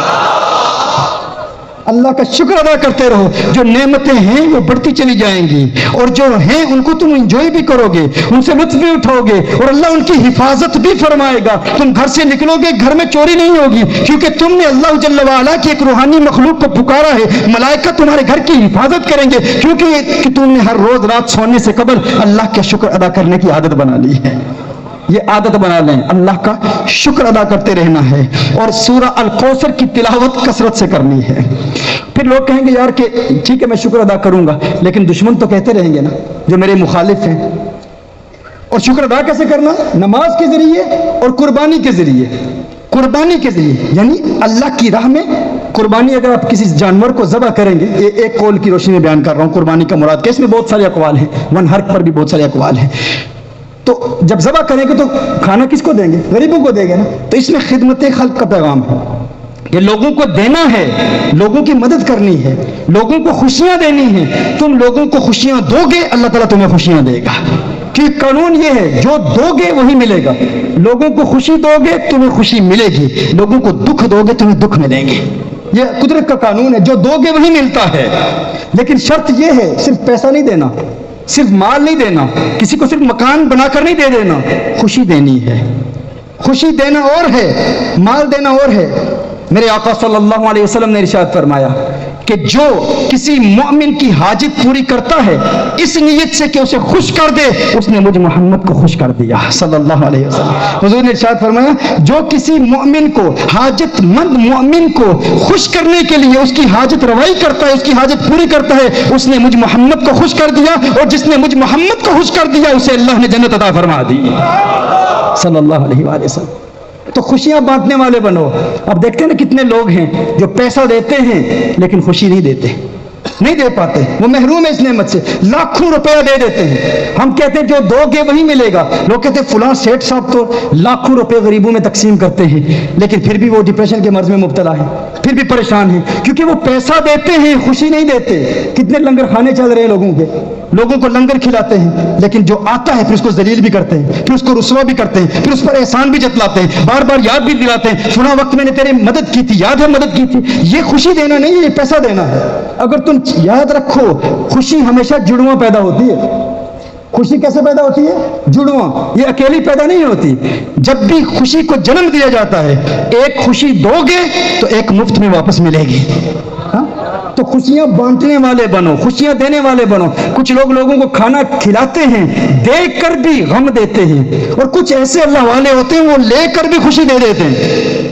ایک عورت تھی, اس نے اپنے پڑوسی کے دروازے پر دستک دی, اس سے نمک مانگا. تو بیٹے نے کہا ماں ہمارے گھر میں نمک ہے, تو اس سے نمک کیوں مانگ رہی ہے؟ کہا بیٹے مجھے بھی پتا ہے ہمارے گھر میں نمک ہے, لیکن میں اس سے نمک اس لیے نہیں مانگ رہی کیونکہ مجھے نمک کی ضرورت ہے, میں اس لیے نمک اس سے مانگ رہی ہوں.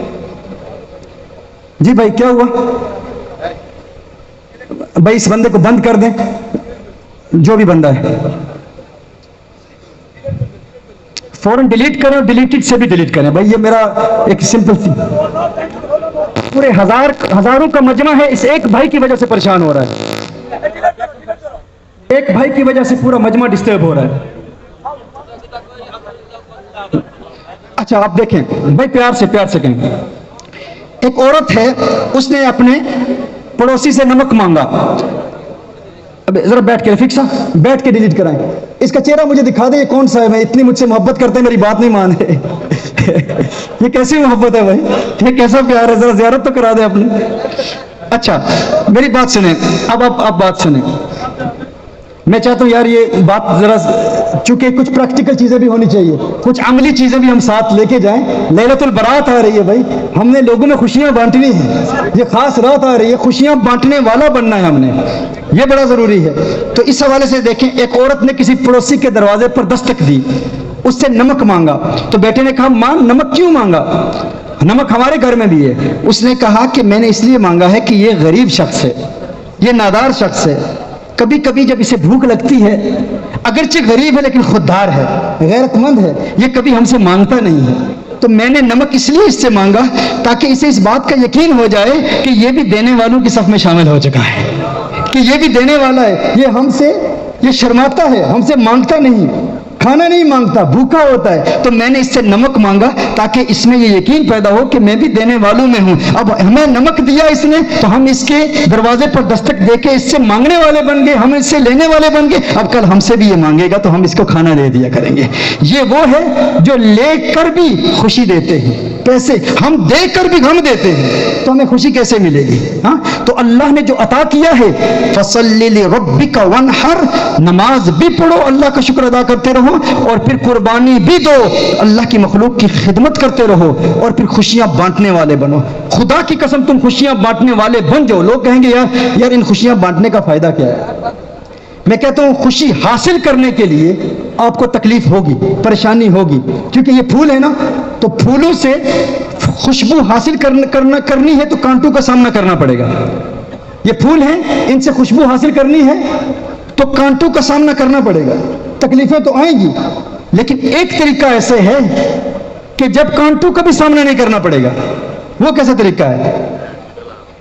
ایک تو یہ کہ پھولوں سے جب آپ خوشی حاصل کرنا چاہتے ہو تو تکلیفیں آئیں گی، لیکن ایک طریقہ ایسے ہے کہ پھولوں سے تم خوشبو حاصل کرنا چاہتے ہو تو کانٹوں کا بھی مقابلہ نہیں کرنا پڑے گا۔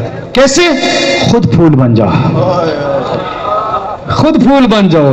ایک وہ ہے جو خوشی حاصل کرنا چاہتا ہے، خوشبو حاصل کرنا چاہتا ہے، ایک وہ ہے جو خوشبو دینے والا ہے۔ میں کہتا ہوں خوشبو حاصل کرو گے تو کانٹوں کا سامنا کرنا پڑے گا، مقابلہ کرو، خوشی عارضی طور پر مل جائے گی، لیکن ایک وہ ہے جنہیں کانٹوں کا سامنا بھی نہیں کرنا پڑتا۔ وہ کون ہے؟ جو خوشی بانٹنے والے ہیں، جو خوشبو بکھیرنے والے ہیں، جو خوشبو پھیلانے والے ہیں۔ اگر تم خود پھول بن گئے نا تو کل تک وہ کانٹے جو تمہارے راستے کی رکاوٹ تھے، تم خود پھول بن جاؤ، وہی کانٹے تمہارے محافظ بن جائیں گے، وہی تمہاری حفاظت کرنے والے بن جائیں گے۔ لیکن پھول بنو تو صحیح نا۔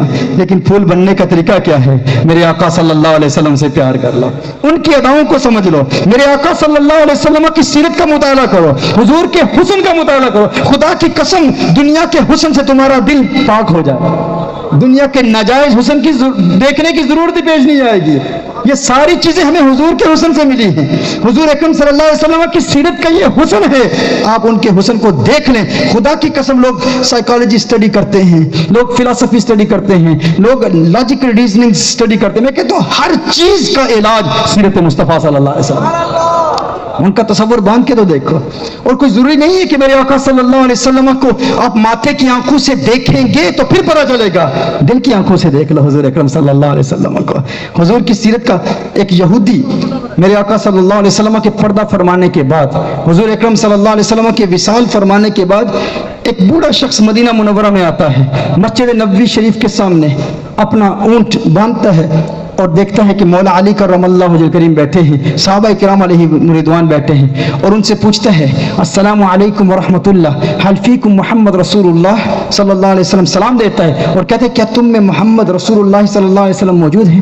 مولا علی کرم اللہ وجہ کریم فرماتے ہیں ایھا السائل عن محمد صلی اللہ علیہ وسلم ماذا تريد منه، اے حضور کے متعلق پوچھنے والے تجھے حضور اکرم صلی اللہ علیہ وسلم سے کیا کام ہے؟ وہ کہتا ہے کہ میں یہودیوں کا بہت بڑا عالم ہوں، ایک مدت سے میں تورات کا مطالعہ کر رہا ہوں، اور جب سے میں نے تورات کا مطالعہ کرنا شروع کیا میں نے محمد صلی اللہ علیہ وآلہ وسلم کے تذکرے تورات میں پڑھے ہیں، متعدد مقامات پر اللہ جل وعلا نے محمد صلی اللہ علیہ وآلہ وسلم کی صفات بیان کی ہیں، حضور کی نعتیں بیان کی ہیں، اور آج میں آیا ہوں، جی تو آپ کے پاس آیا ہوں، یہاں آیا ہوں، حضور اکرم صلی اللہ علیہ وسلم کے پاس آیا ہوں، لأطلب الاسلام علی یدہ، تاکہ میں حضور اکرم صلی اللہ علیہ وسلم کے ہاتھ پر اسلام قبول کروں۔ مولا علی کرم اللہ وجہ کریم نے ارشاد فرمایا اے بوڑھے شخص تو نے بہت دیر کر دی، حضور اکرم صلی اللہ علیہ وسلم پردہ فرما چکے ہیں۔ وہ شخص کہتا ہے حل فیکم قرابۃ رسول اللہ صلی اللہ علیہ وسلم، کیا تم میں کچھ اہل بیت کے افراد موجود ہیں اس وقت جن کا تعلق حضور کے خاندان سے ہے؟ دیکھو وہ یہودیوں کا عالم بھی اہل بیت کا مقام سمجھتا ہے، اس نے اہل بیت کے متعلق پوچھا، کہا کیا حضور اکرم صلی اللہ علیہ وسلم کے خاندان کا کوئی فرد ہے؟ تو مولا علی کرم اللہ وجہ کریم نے سیدنا بلال حبشی رضی اللہ تعالی عنہ کو بلایا، اے بلال آؤ، اور سیدتنا فاطمہ الزہرا رضی اللہ تعالی عنہ کا ذکر ہوا، حسنین کریمین کا ذکر ہوا، اور پھر اس شخص نے کہا کہ مجھے بتاؤ اگر حضور اکرم صلی اللہ علیہ وسلم پردہ فرما چکے ہیں تو کیا حضور اکرم صلی اللہ علیہ وآلہ وسلم کا کوئی لباس ہے، کوئی ثوب ہے، کوئی جبہ ہے حضور اکرم صلی اللہ علیہ وسلم کا؟ میں اس کی زیارت کرنا چاہتا ہوں۔ دیکھیے یہودیوں کا عالم ہے، یہود کا بہت بڑا عالم ہے، لیکن جس نے حقیقتاً انصاف کے ساتھ تورات کا مطالعہ کیا وہ بھی حضور کے جبے کی برکت کو مانتا ہے، وہ بھی حضور کے آثار کی برکت کو مانتا ہے، یعنی جس چیز نے حضور اکرم صلی اللہ علیہ وسلم سے برکت حاصل کی اس کی برکت کو وہ بھی مانتا ہے، کیونکہ حضور سے محبت کرتا ہے، اور اس محبت کی وجہ سے نتیجہ کیا نکلتا ہے، اسے پھر کیا دولت ایمان ملتی ہے، کیسے ملتی ہے، آپ سنیں گے تو لطف اٹھائیں گے۔ میرے آقا صلی اللہ علیہ وسلم سے محبت کرنے والوں کا مقام کیا ہے؟ پہلے مولا علی کی خدمت میں حاضر ہوتا ہے، پیغام پہنچایا جاتا ہے۔ سیدتنا فاطمہ الزہرا رضی اللہ تعالی عنہ فرماتی ہیں، امام حضرت حسین سے فرماتی ہیں، اے حسین ہاتھ الثوب الذی توفی فی رسول اللہ صلی اللہ علیہ وسلم، اے حسین جاؤ اور وہ کپڑا لے کے آؤ جو حضور اکرم صلی اللہ علیہ وسلم نے وقت وصال پہنا ہوا تھا، یعنی جب میرے آقا صلی اللہ علیہ وسلم کا وصال ہوا جو کپڑا جو جبہ میرے آقا صلی اللہ علیہ وسلم نے اس وقت پہنا ہوا تھا وہ جبہ لے کے آؤ۔ وہ جبہ اس کے پاس لایا جاتا ہے، وہ یہودیوں کا عالم اس جبے کو اٹھاتا ہے، اپنے سر پہ رکھتا ہے، کبھی اس جبے کو چومتا ہے، کبھی اپنے چہرے پر ملتا ہے، کبھی اس کی خوشبو سونگتا ہے، اور پھر وہ یہودیوں کا وہ بوڑھا عالم ایک جملہ کہتا ہے، وہ اس جبے کو چوم کے اس کی خوشبو سونگ کے پھر ایک جملہ کہتا ہے، وہ کہتا ہے اے ثوب مصطفیٰ، اے لباس مصطفیٰ، میں تو تجھ پر پہلے سے ہی قربان تھا، میری ماں بھی تجھ پہ قربان، میرا باپ بھی تجھ پہ قربان۔ یہ حضور اکرم صلی اللہ علیہ وسلم سے حضور کے جبے سے محبت کا اظہار کرتا ہے، پیار کا اظہار کرتا ہے، اور پیار کا اظہار کرنے کے بعد پھر سیدتنا فاطمہ الزہرا رضی اللہ تعالی عنہ کا وہ پیغام لینے کے بعد پھر وہ مولا علی کرم اللہ وجہ کریم کی بارگاہ میں حاضر ہوتا ہے، اور مولا علی کرم اللہ وجہ کریم سے عرض کرتا ہے کہ اے علی صفنی صفت رسول اللہ صلی اللہ علیہ وسلم، حضور اکرم صلی اللہ علیہ وسلم کی صفات یوں بیان کر کأنی انظر الیہ، کہ میں یوں محسوس کروں گویا کہ میں حسن مصطفیٰ صلی اللہ علیہ وسلم کو اپنے ماتھے کی آنکھوں سے دیکھ رہا ہوں۔ حضور اکرم صلی اللہ علیہ وسلم کی نعتیں بیان کر، حضور کے اوصاف بیان کر، حضور کی آنکھوں کا ذکر بیان کر، حضور کی زلفوں کا ذکر بیان کر۔ جب اس یہودی عالم نے یہ جملہ کہا تو مولا علی کرم اللہ وجہ کریم وہ اپنے جذبات پہ قابو نہ پا سکے، اس وقت مولا علی کرم اللہ وجہ کریم نے ارشاد فرمایا، اے یہودیوں کے عالم تجھے حضور سے محبت ہے، لیکن مجھے اس رب کی قسم جس کے قبضہ قدرت میں مجھے علی کی جان ہے، میں بھی حضور کے عشق میں مبتلا ہوں، حضور کی زیارت کا مشتاق ہوں، حضور کا چہرہ دیکھنا چاہتا ہوں۔ مولا علی کرم اللہ وجہ کریم کی آنکھوں سے اشکوں کے برسات جاری ہو گئی۔ اس نے کہا حضور کی صفات تو بیان کرو، بتاؤ میرے آقا کیسے ہیں؟ مولا علی کرم اللہ وجہ کریم نے حضور کی نعتیں بیان کرنا شروع کر دی، گویا کہ مولا علی کرم اللہ وجہ کریم حضور کی آنکھوں کا حسن بیان کر رہے ہیں، حضور کے گالوں کا حسن بیان کر رہے ہیں، حضور کے لبوں کا حسن بیان کر رہے ہیں، حضور کے ہاتھوں کا حسن بیان کر رہے ہیں، حضور کی اداؤں کا حسن بیان کر رہے ہیں۔ حدیث کے الفاظ ہیں کہ مولا علی نے جو حسن بیان کیا وہ یہودیوں کا عالم تصدیق کرتا رہا۔ مولا علی کہتے حضور کی آنکھیں ایسی ہیں، وہ کہتا من نوعن، میں نے تورات میں پڑھا ہے حضور کی آنکھیں بالکل ایسی ہیں۔ علی تو نے اپنی آنکھوں سے دیکھا، میں نے تورات میں دیکھا۔ مولا علی کہتے حضور یوں کلام کرتے، یہودیوں کا عالم کہتا تو نے تو اپنی آنکھوں سے دیکھا، میں نے تورات میں دیکھا، حضور یوں کلام کرتے تھے۔ مولا علی کہتے حضور یوں ہاتھ اٹھاتے، وہ یہودیوں کا عالم کہتا تو نے اپنی آنکھوں سے دیکھا، میں نے تورات میں پڑھا، حضور یوں ہاتھ اٹھاتے، یوں چلتے، یوں گفتگو کرتے، جو مولا علی بیان کرتے رہے وہ تورات کی روشنی میں تصدیق کرتا رہا۔ میں کہتا ہوں میرے دوستو اس نے اپنی آنکھوں سے نہیں دیکھا تھا، اسی لیے میں آپ تک بھی یہ پیغام پہنچانا چاہتا ہوں، اگرچہ تم نے اپنی آنکھوں سے نہیں دیکھا لیکن چشمے یاد چشمے تصور میں تخیل باندھ کے محبوب کا تصور باندھ کے محبوب کو یاد کرو، خدا کی قسم محبوب کا چہرہ تمہارے سامنے آ جائے گا۔ خانہ دل کو پاک کر کے محبوب کو پکار کے دیکھو۔ ایک شخص ایک شام کے عالم کے پاس گیا، ایک بزرگ کے پاس گیا، کہا کہ میں حضور کا دیدار کرنا چاہتا ہوں، حضور کا چہرہ دیکھنا چاہتا ہوں، حضور کے حسن کو دیکھنا چاہتا ہوں، کوئی وظیفہ دے دو۔ تو وہ شیخ تھے، مرشد تھے، انہوں نے کہا شام کا کھانا، رات کا کھانا میرے پاس کھانا، میں تجھے ورد دوں گا، وظیفہ دوں گا حضور کے دیدار کا۔ شام کے وقت وہ مرشد کے پاس آیا، مرشد نے کھانے کا اہتمام کیا، اچھا بھلا اہتمام کیا، لیکن کھانے میں نمک بہت ڈال دیا، اوپر سے پانی بھی نہیں دیا پینے کے لیے۔ नमक भी डाल दिया, पीने के लिए पानी भी नहीं दिया। अब वो मुंतजिर है शेख के अदब में, शेख के एहतराम में। अब उस शख्स ने कोई गिला नहीं किया, खाना खाया, कहा मुर्शिद आपने फरमाया था हुजूर के दीदार का वजीफा दोगे, विर्द दोगे, आपने अता नहीं फरमाया। शेख ने कहा फौरन घर चले जाओ, जाके सो जाना, जाके सो जाना, घर जाओ और जाके फौरन सो जाना, और पानी भी नहीं पीना। अब नमक इतना ज्यादा डाला हुआ है, खाना उसने खाया हुआ है, पानी भी नहीं पिया, और मुर्शिद ने यह भी फरमा दिया कि घर चले जाओ, पानी भी नहीं पीना, फौरन सो जाना। वो घर जाता है, फजर की वक्त मुर्शिद की बारगाह में हाजिर होता है। आपने इरशाद फरमाया था कि आप दीदार मुस्तफ़ा सल्लल्लाहु अलैहि वसल्लम का वजीफा दोगे। अब मुर्शिद ने वो वजीफा दिया, समझाया। आप भी दीदार करना चाहते हो हुजूर का? कौन करना चाहता है? सारे दीदार करना चाहते हैं। आज ये वजीफा, आज लैलतुल बरात से पहले ये वजीफा आपने लेके जाना है। ये वजीफा अमल का वजीफा है, बहुत अहम वजीफा है दीदार मुस्तफ़ा सल्लल्लाहु अलैहि वसल्लम के लिए। वो फजर के वक्त मुर्शिद की बारगाह में हाजिर होता है। ऐ मेरे शेख, आपने वजीफा देना था, आपने वजीफा नहीं दिया। मुर्शिद ने फरमाया फौरन घर चला गया था, फौरन घर चला गया था, फौरन सो गया था, फौरन सो गया था। ख्वाब में क्या नजर आया? उसने कहा जहां नजर उठाई पानी ही पानी नजर आया, कुएं नजर आए, दरिया नजर आए, समुंदर नजर आए। कहा नादान इंसान, पे तेरे लिए यही वजीफा है। तू अपने दिल में पानी की सच्ची प्यास रखता था ना, दिल में पानी की सच्ची प्यास थी ना, हकीकतन प्यासा था ना, तो जब सो गया तो पानी तेरी ख्वाब में तेरी प्यास बुझाने के लिए आ गया ना।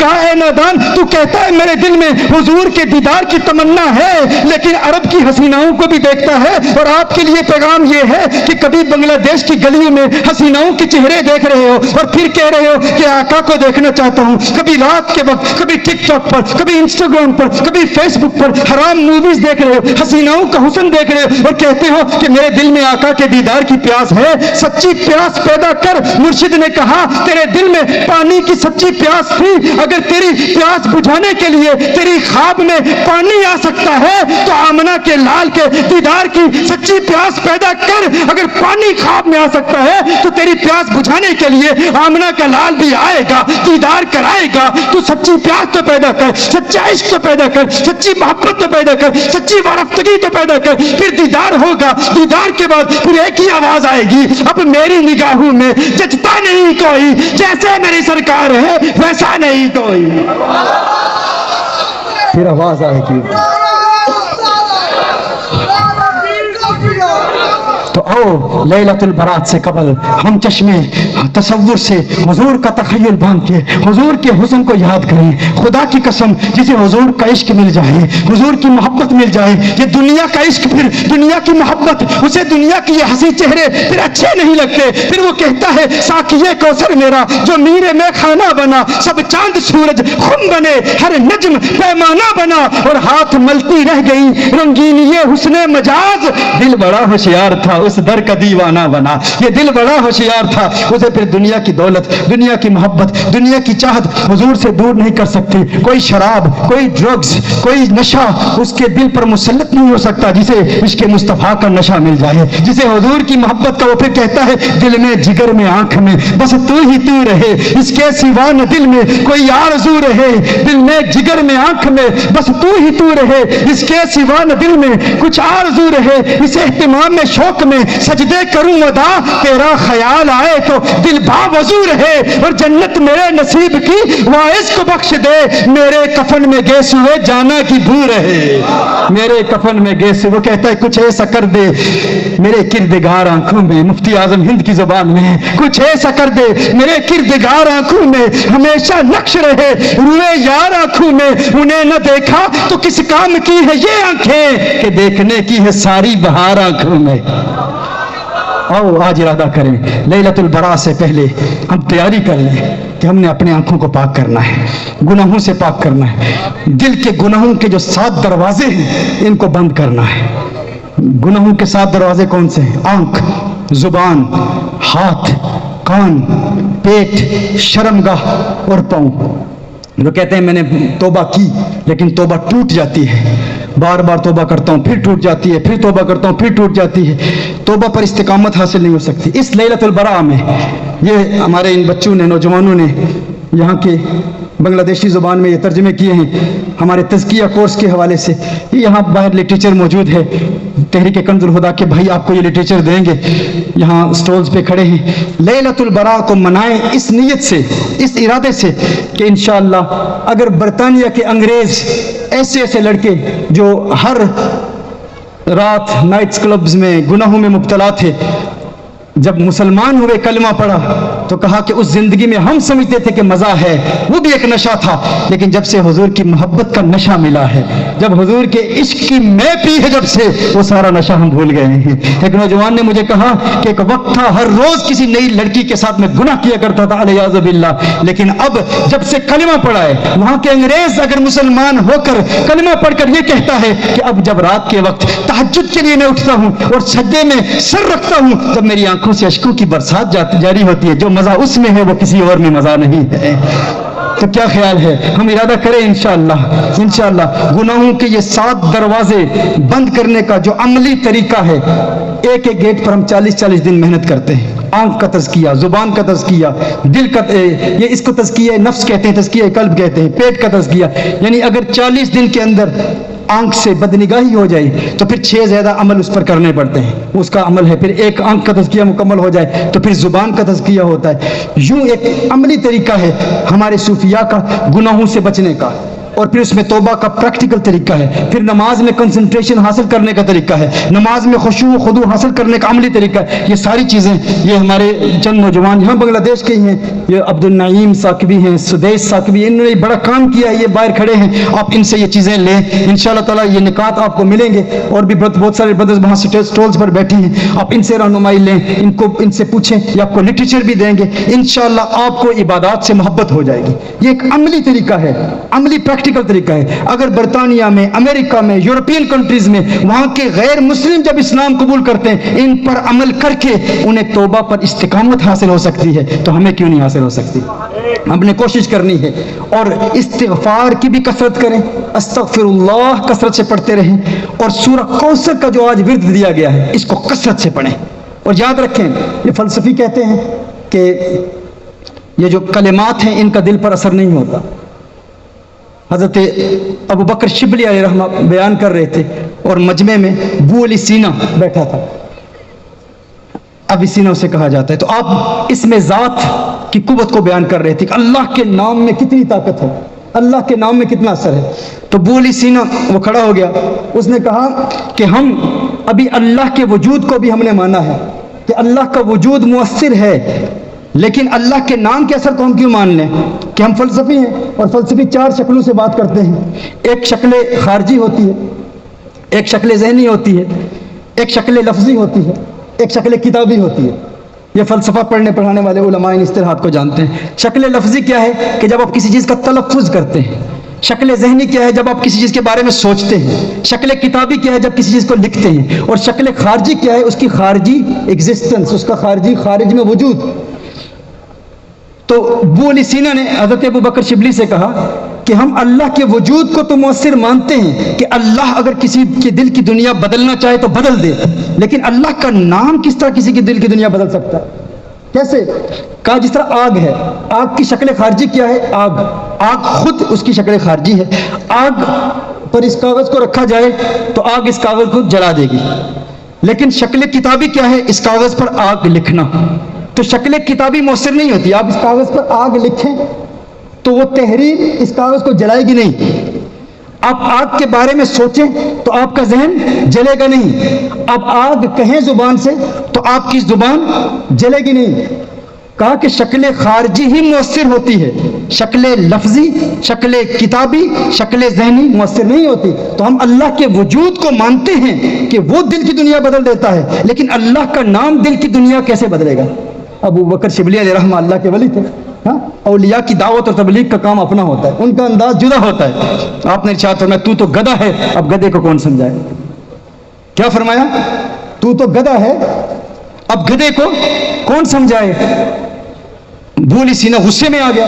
اس نے کہا آپ اتنے بڑے شیخ, مجھ اتنے بڑے فلاسفرز کو بڑے مجمع میں آپ نے گدھا کہہ دیا. چہرہ اس کا سرخ ہو گیا, غصے میں آ گیا. تو آپ نے فرمایا میں ایک پیغام پہنچانا چاہ رہا تھا, ایک بات سمجھانا چاہ رہا تھا. بات کیا تھی؟ کہا میں نے گدھا کہا نا، لفظ کہا گدھا، اور اس کا اثر دیکھ تیرے چہرے کا رنگ بدل گیا ہے، تیرا چہرہ سرخ ہو گیا ہے. کہا اگر گدھے کے نام میں اتنا اثر ہے کہ گدھے کا نام تیرے چہرے کا رنگ بدل سکتا ہے، تو اللہ کا نام تیرے دل کا زنگ دور کیوں نہیں کر سکتا؟ اگر گدھے کا نام تیرے چہرے کا رنگ بدل سکتا ہے تو اللہ کا نام تیرے دل کی دنیا بدل سکتا ہے. تو استغفر اللہ کی کثرت کریں، سورہ کوثر کی کثرت کریں، سورہ کوثر کثرت سے پڑھیں، انشاءاللہ تعالیٰ دن کی دنیا آباد ہوگی. پھر آپ بھی کہیں گے انا اعطیناک الکوثر. ساری کثرت پاتے یہ ہیں، رب ہے معطی، یہ ہیں قاسم، رزق اس کا ہے، کھلاتے یہ ہیں. اپنی بنی ہم آپ بگاڑیں، کون بنائے؟ بناتے یہ ہیں. لاکھوں بےکس رونے والے کون چھپائے؟ چھپاتے یہ ہیں. ٹھنڈا ٹھنڈا میٹھا میٹھا پیتے ہم ہیں، پلاتے یہ ہیں. انا اعطیناک الکوثر. ساری کثرت پاتے یہ ہیں. اللہ جل وعلا ہمیں دین اسلام کے احکام پر عمل کرنے کی توفیق عطا فرمائے. حضور اکرم صلی اللہ علیہ وسلم کا سچا عشق عطا فرمائے، سچی محبت عطا فرمائے. لیلۃ البراء کے لیے ذہنی طور پر سارے تیار ہو جائیں. اللہ جل وعلا ہمیں اس پاک رات کا احترام کرنے اور اس کی قدر کرنے کی توفیق عطا فرمائے. میں ایک مرتبہ پھر دل کی عطا گہرائیوں سے حضرت الشیخ حسن الازہری صاحب اور رفیق صاحب اور ان کے تمام احباب اور حضرت شیخ صاحب، ان تمام کا شکریہ ادا کرتا ہوں، تمام محتمین کا شکریہ ادا کرتا ہوں جنہوں نے بہت محنت کی آج کی اس محفل کے اہتمام کے لیے. اللہ تعالیٰ تمام کی کاوشوں کو قبول فرمائے. اور جن بھائیوں نے لائیو کیا ہے تو کائنڈلی اگر آپ چاہتے ہیں کہ میں واپس پھر بنگلہ دیش میں آؤں، میں تو آپ احباب سے بہت محبت کرتا ہوں، لیکن کم از کم ہمارے اصولوں کی آپ پابندی کریں، کیونکہ میرے لیے بہت ساری مشکلات ہو جاتی ہیں. امید ہے کہ آپ اس کی قدر کریں گے اور میں آپ سے پھر ملتا رہوں گا، پھر آپ کی زیارت کے لیے حاضر ہوتا رہوں گا. اللہ جل وعلا اس حاضری کو قبول فرمائے. وآخر دعوانا ان الحمد للہ رب العالمین.